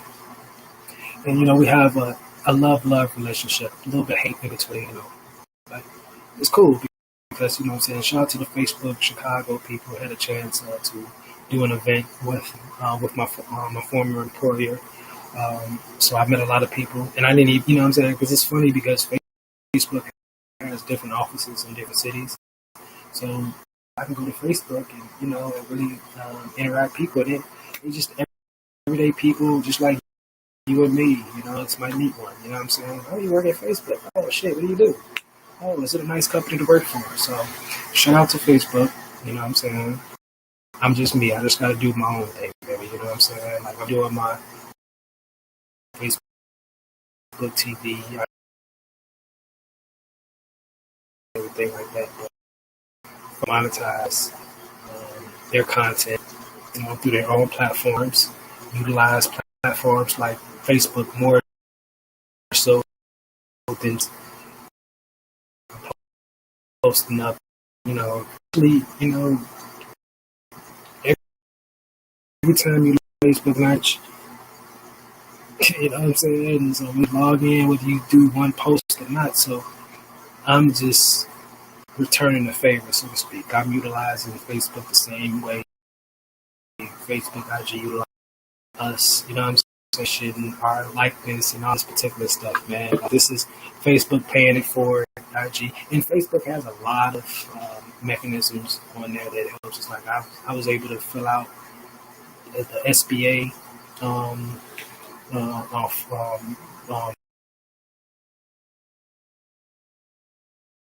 what was that? On Facebook, they have all type of links that, they have information centers. So, I'm always utilizing these platforms to the best of my ability. Like, they got a new widget, I try to widget out. If live stream is important to my business, because I'd be at these events and I'd be like, yo, I'm at such and such. No, you didn't. Because I don't have pictures and shit, but I'll get on Facebook in a minute and live stream that shit. Like, hey, I'm here. So again, I posted on Facebook, and I go on memories and like, damn, had I not posted it on Facebook and used it as kind of a journal, I wouldn't even have that information. I wouldn't have had that photo, or I wouldn't have connected with this family member. So these platforms are very important, but they can be utilized, in other ways, and it's not shameful to utilize it. I mean, I get people don't necessarily like people sometimes sharing information, but I share information because it's free. Now, I don't want to share bogus information. I get it, but you choosing what to click on. Like, some people clicked on this live and was like, I don't want to hear what the fuck you're talking about. I clicked off. You know what I'm saying? Some people, watching, like, yeah, they're agreeing with some things and not agreeing with it. Like, everything's freedom of choice. And in this day and age, when some of those freedoms may or may not be taken away from you, it's up to you to utilize your freedom while you have it. In my case, like, I have free will. If I want to share some shit, I'm going to share it. If you don't like it, mute me or delete me. Ain't nothing wrong with that. You know what I'm saying? But I feel that's why my name is John Johnson. Everybody be tripping, but my name is nothing other than what my real name is. I know my employees probably didn't social media my ass prior to an interview and was like, oh, fuck his resume, we're not gonna hire him because of this. Well, that's fine. That's fine. because at the end of the day, it's just like I could put my middle name on there and hide the fact that I'm saying XYZ, but ain't nobody hiding from that or ducking from that because at the same time, it's just like, people out here butt ass naked on IG, selling booty and all that stuff. I ain't doing that, man. Like, I don't post, you know, sub post diss people and or argue with family on. I don't have time for that. Like, if you look at any of my content on any of my pages, it's either got something to do with work or has something to do with, I think, life or everyday or something meaningful. Like, I feel like I have a purpose for being mad about Corona or COVID-19 or whatever, because I've been affected. I had people who've been affected. I was kind of sort of on the front lines. You didn't have to be in the army or essential worker to be on the front lines. I saw some things that I'm just like, you know what? Let me just sit this one out, boss. I'm good. You know what I'm saying? Because it's like, by this situation right now. So everybody's trying to figure this shit out. So everything's chaotic. And I already have a chaotic mind. I have to kind of bring some stability to my life. So for me, it's, keep doing the things I was doing before. Keep trying to innovate. Keep trying to push, things forward. Keep thinking outside the box. And this is my way of thinking outside the box. Restarted my podcast. I already have platforms that I'm on. I just don't utilize it. That's on me. Maybe I can find a way, a sponsor to, or maybe I can get my subscriber list up. That's something I have to figure out. Started my online radio station. Uncle was a DJ. I grew up looking at turntables, and I have good friends that are some well-known DJs. So it's for me paying homage to them. Like I'm not trying to do what they're doing, but at the end of the day, I don't got nothing else to do. I like certain music I want to hear. Let me curate a list. Make it pay for it. Can't knock the hustle. Then internet TV. I wasn't familiar with all of the avenues and the opportunities with internet TV until somebody put me on, and it's like, I think you would be, pretty good for this, or, this might be an opportunity that, you can put some people together and bring some people together and show them this is the way, or this is another way to be able to do things. Because people trust me to deliver a message that way. You know what I'm saying? I'm probably not good with playing, with people my age, so to speak. Like, you know what I'm saying? I had some people who just like, oh man, you can get anything you want from us, but it makes no sense if you don't have, people in your age group that follow you, or to, you don't have a voice within them. And sometimes I don't play well with others in that vein because, what I'm saying, the people I'm around, I trust what they're saying, and they give it to me, and then I have to interpret it for the people that I'm around because they may not understand it in the way that it was given to me. You know what I'm saying? Somebody might be like, yo, we got $1 million for you. We're going to give you 5. But if you want to bring them other people along, you got to break them off your 5. We not cutting them in. You know what I'm saying? We already gave you half of what we make. So the way I'm built, the way the cloth I'm cut from, if and more often than not, I'm always wanting to bring my people along for a ride. Let me take my 500 and try to feed, you know what I'm saying, those who come along behind me, or those who rock it with me, because there's only so much money I need to do what I need to do. But I'm gonna get, like one of my mans, I'm gonna eat regardless. I'm gonna eat regardless, man. Like, you know what I'm saying? I don't gotta be the richest person, but what I do with what I have is more than some people do, way more. I've been working with less. You know what I'm saying? When they say, if you say you from Chicago, you say you from where I'm from, whether you in Chicago, that name, rings bells, you know what I'm saying, throughout the city, and when you go other places. You know what I'm saying? Because you say you from Chicago, where you from? South side, west side, from the south side, from the hundreds. And that, you know what I'm saying? So you carry that wherever you go, you know what I'm saying? So that, you know, that air of, you know what I'm saying? Yeah, I'm from the land. This is where I'm from. Like you carry that helps you. You know, it helped me in a lot of situations, not bad situations, but in the boardroom where it's just like people, how you fucked up. You'd be like, yeah, Joe, like, nah, I'm not going. You know, I do it for free before I, put myself out there. You know what I'm saying? Or I'll take the L, or I'll take a step back. I'll take a step back because I believe in what I'm doing so much that I'm gonna let you do what you're gonna do, but I'm gonna do what I'm doing. Now it may not hit the way you're hitting, but when you see exactly what I'm doing and how I'm gonna do it, you probably wish you just did it that way. You know what I'm saying? Because I ain't got time to waste money. You know what I'm saying? Because I ain't never had it. I ain't got time to waste that money. Like, you know what I'm saying? So if it's hitting for the, like I said, going back to the verses, man, if it's hitting for the money, then let me figure that shit out. Like, give me $500,000 to let me figure some shit out, because you best believe you're not gonna see my face, you're not gonna see the product until that shit is looking like some shit that's about to blow people's minds. Like, that's exactly what I was looking for. That's exactly how I want it to happen. You know what I'm saying? Because that's what I'm looking for. I'm tuning in. I want to see a show.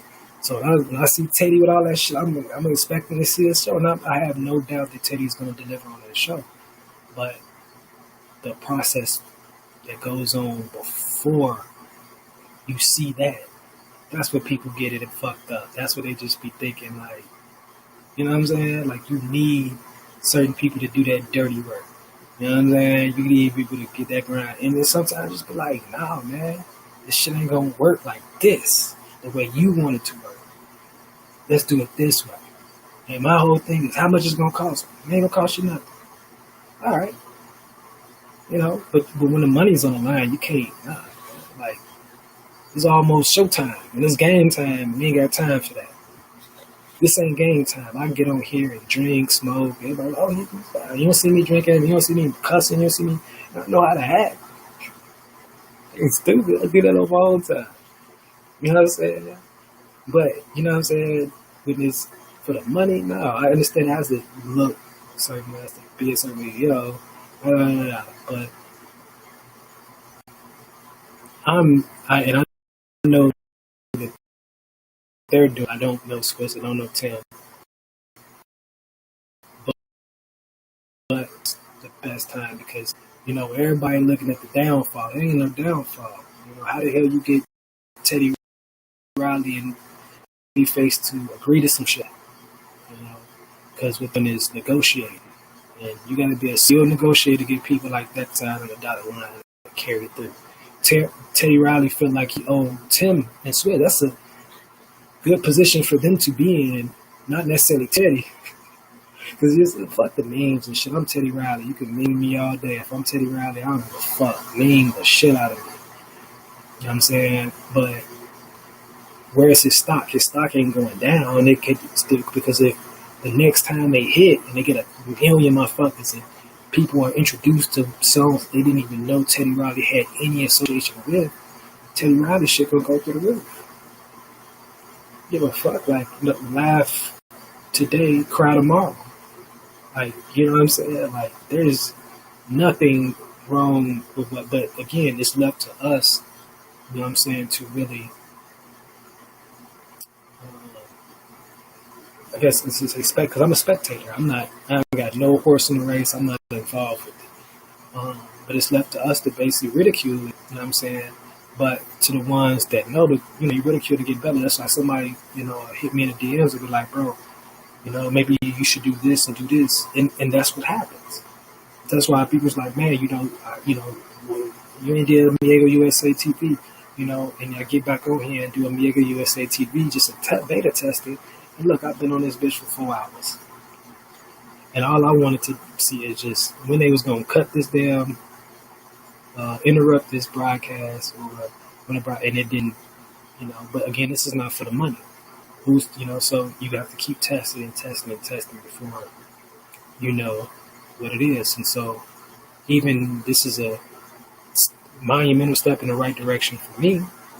Like I say, I always get nervous before showtime. I send out that link, and all people have to do is click on that link, and then the link don't work. You know what I'm saying? They redirect it to some other site. Like, so those are the things that I've been dealing with when trying to stream. And so I can only imagine what they're dealing with because they got millions, like my girl Kiana said, millions of dollars on the line. I just need, I need 1 million, 2 million. But shit, man, at this point, what they giving $1,200? What tribe giving $1,200? I mean, shit, I need a budget of something. I can make miracles happen. You know what I'm saying? With some wine, goddamn me, some water, and I turn water into wine. Goddamn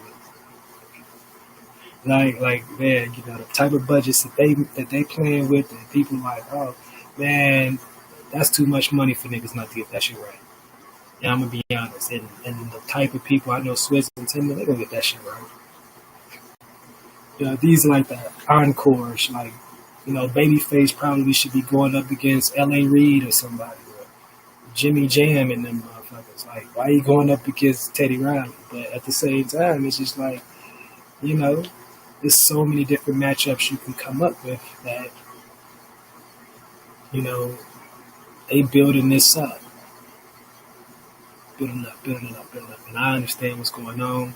I'm trying to get 10% of that just from my own company. So if you see Miego USA branded content on Netflix, like, how the fuck he get on Netflix? I don't know, man. I just was trying some shit out one night. They ain't gotta pay me to be on Netflix. At least not, in the beginning. But I'm trying to get a check, man. And what I like to say is I deal in corporate activism.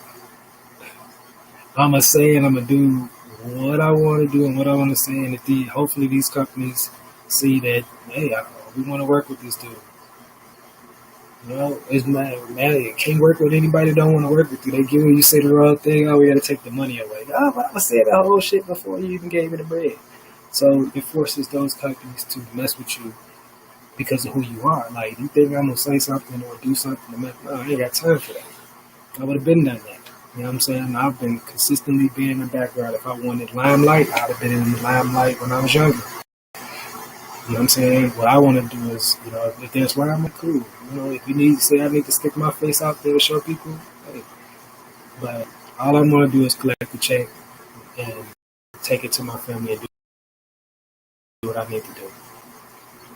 It ain't about, oh yeah, with this person. It's about what feels right. If I feel like,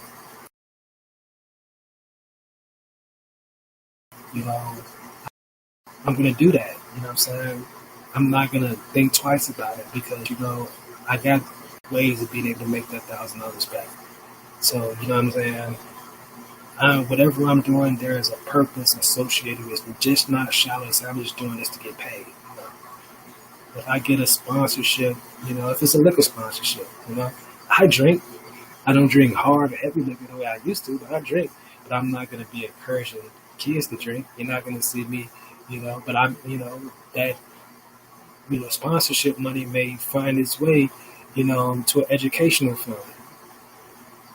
Because at the end of the day, I don't have enough money to fund do the things I need to do just by working a 9 to 5. But it doesn't work that way. And a very influential person told me that movements cost money. So if you're thinking that these movements don't cost money, they cost money. And I've been a movement for years, just on the low, just doing things my way, and $1,000 here, $2,000 there, but that's not enough to, if kids need laptops cost money. If I can get companies to donate laptops, but if kids want Apple laptops, they looking at the Google Chromebooks like, man, forget that Google Chromebook, Apple, gotta get them. So you have to find a way to get Apple to donate those to 500 kids, or figure out a way to get 500 kids 500 laptops. So that's what I'm saying. Corporate activism. I mean, we can boycott these companies all we want, but we boycott these companies, and then 5 months later we back to signing deals with them and uh, taking checks. And at the end of the day, most of these companies, if not a good portion of them, maybe don't have our best interests as a community. But at the same time, we're not going to stop supporting these companies. That's just what it is. You know, it's just what it is. So I'm very selective on companies I work with, but I'm quite sure there's many companies that have been very selective on me because I'm always paying for my shit. I'm never getting shit for free. So I have to come up with my own clothing line. I have to come up with my own t-shirts. Anybody in a rush to be like, oh yeah, we're going to send you this product for free. Like when I get people to like, yo, we're going to send you something, bro. What? I'd be like, nah, this got to be some shit where Austin Kutcher's been about like, you've been punked, like 2020 punked. Like, we're not giving you nothing for free. You know what I'm saying? I'm always wary of that because I've never in my life gotten any fucking thing for free. When it was saying, oh, it's going to be for free, at the end, I would end up having to pay for it. Like, so I'm very, like weary of just like someone like, oh, it's going to be for free. Nah, I'll pay for it. So, companies, what I'm saying, that rock with me, man, I really appreciate it. Like, it's, companies I wouldn't even have thought would rock out with me. And they like, man, keep going, keep it up, and let us know when you get shit together. You know what I'm saying? Real shit. Some that may be weary because they're like, we don't know, does he want to do design or is he an activist? Like, man, you don't know what to think. But I'm just, again, I'm a creative. I'm a creative trying to figure this stuff out the best way I can, just like anybody else out here. Um,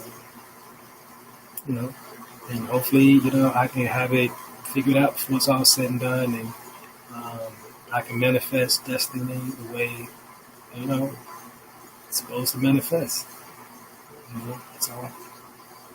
Time is 3:36. Oh yeah, this is like gold. I don't know what the fuck I'm doing. Like, this is like real time shit, and I'm like real time still up at 3:36 a.m. drinking beer and talking to you guys, but probably not a lot of people on here anymore, so I'm probably gonna log off. But again, I just want to thank everybody for tuning in.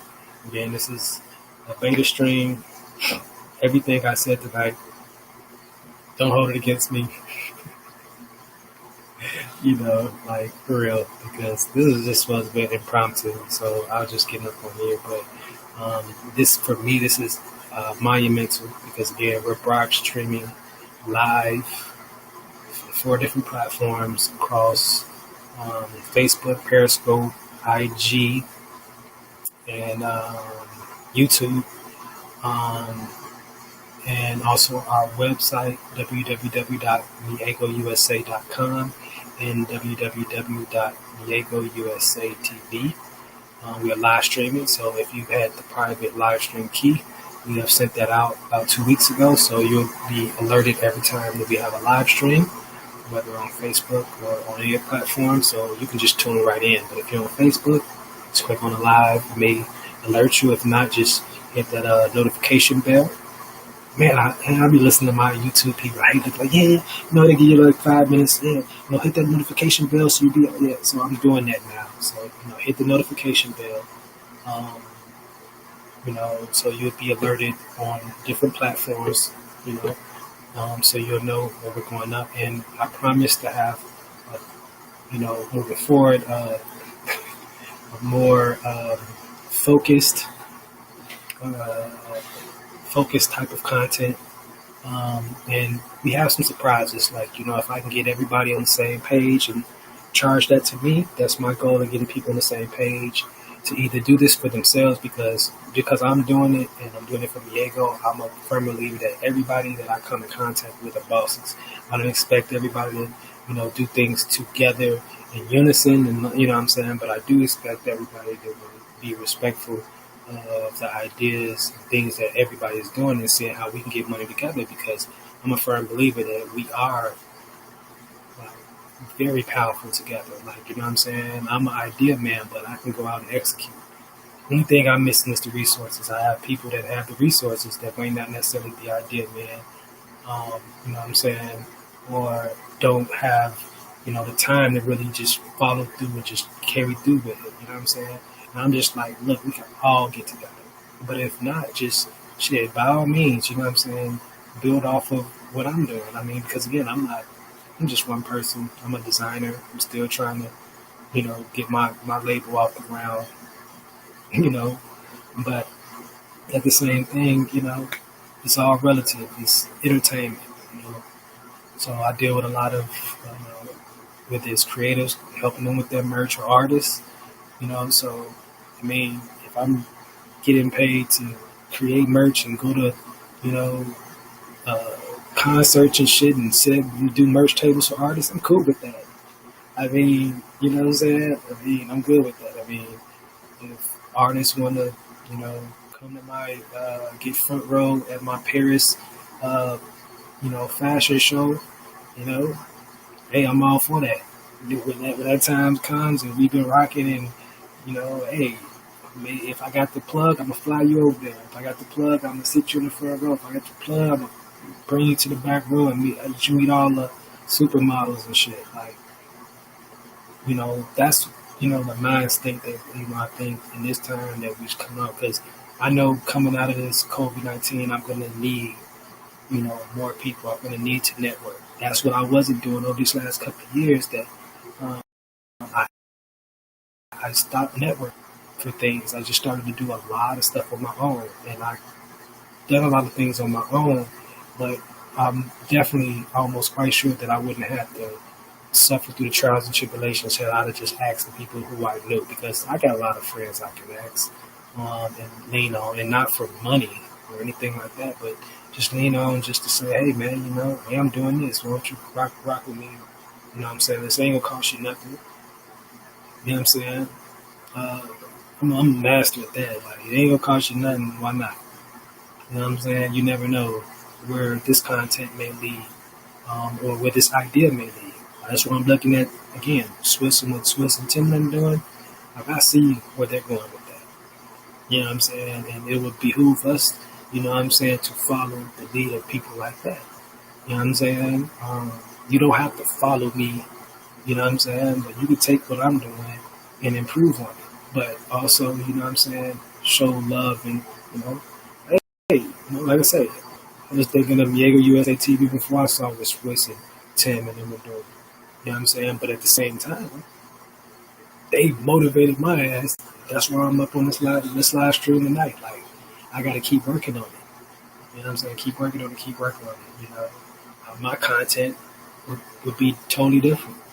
It may be fashion based. It may be, doing behind the scenes of some of my favorite designers and giving you guys some in depth looks on how they create and how their brain and their mind work. Because we got some, like, I just love to, get deep into like everybody in different fields, get deep into how and why they do what they do. I like seeing how people function under pressure, how people, take $5 and turn it to 1,000.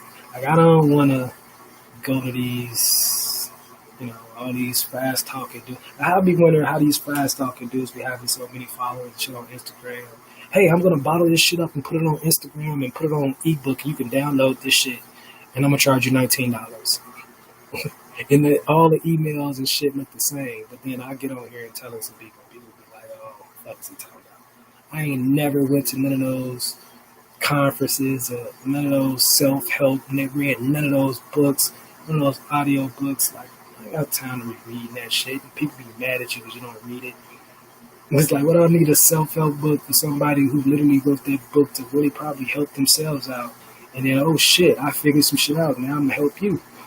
You know what I'm saying? I can give you that information for free. Like, bitch, look at my life. I don't need to read a self-help book. I just look at my life and be like, man, all the ups and downs. When I finally do put that shit in the book, I'm just gonna put it in the book for my own side. And like, damn, I really did come from here to there, and I really had to figure out these steps and organize these steps and reread this shit over to make sure I do not make that same mistake again. what I'm saying? So whenever I do make a help book and self-help book and I put it on an e-book to download and for you to, man, you best believe whether you buy the book or not, like that book is going to have so much game in it that whoever gets that book, they're going to be like, man, bet them up. Because, you know what I'm saying? Like that shit is going to be true to life, true every word. Like, man, I was walking around and had pennies to my name and had to make that shit stretch. I was sleeping on a motherfucking CTA. I was, you know what I'm saying? And I didn't have to, but it was something that it just like, man, if I got to do this, if this is what it is, then this is what I got to do. You know what I'm saying? And like I said, it's beauty in the struggle. It's beauty in the latter parts, like I say, 3:40 in the morning, up talking shit on Instagram, on a live stream feed, not getting paid for it, not nobody looking at this. It's just really doing it for the love of it. You know what I'm saying? I might delete this whole thing tomorrow.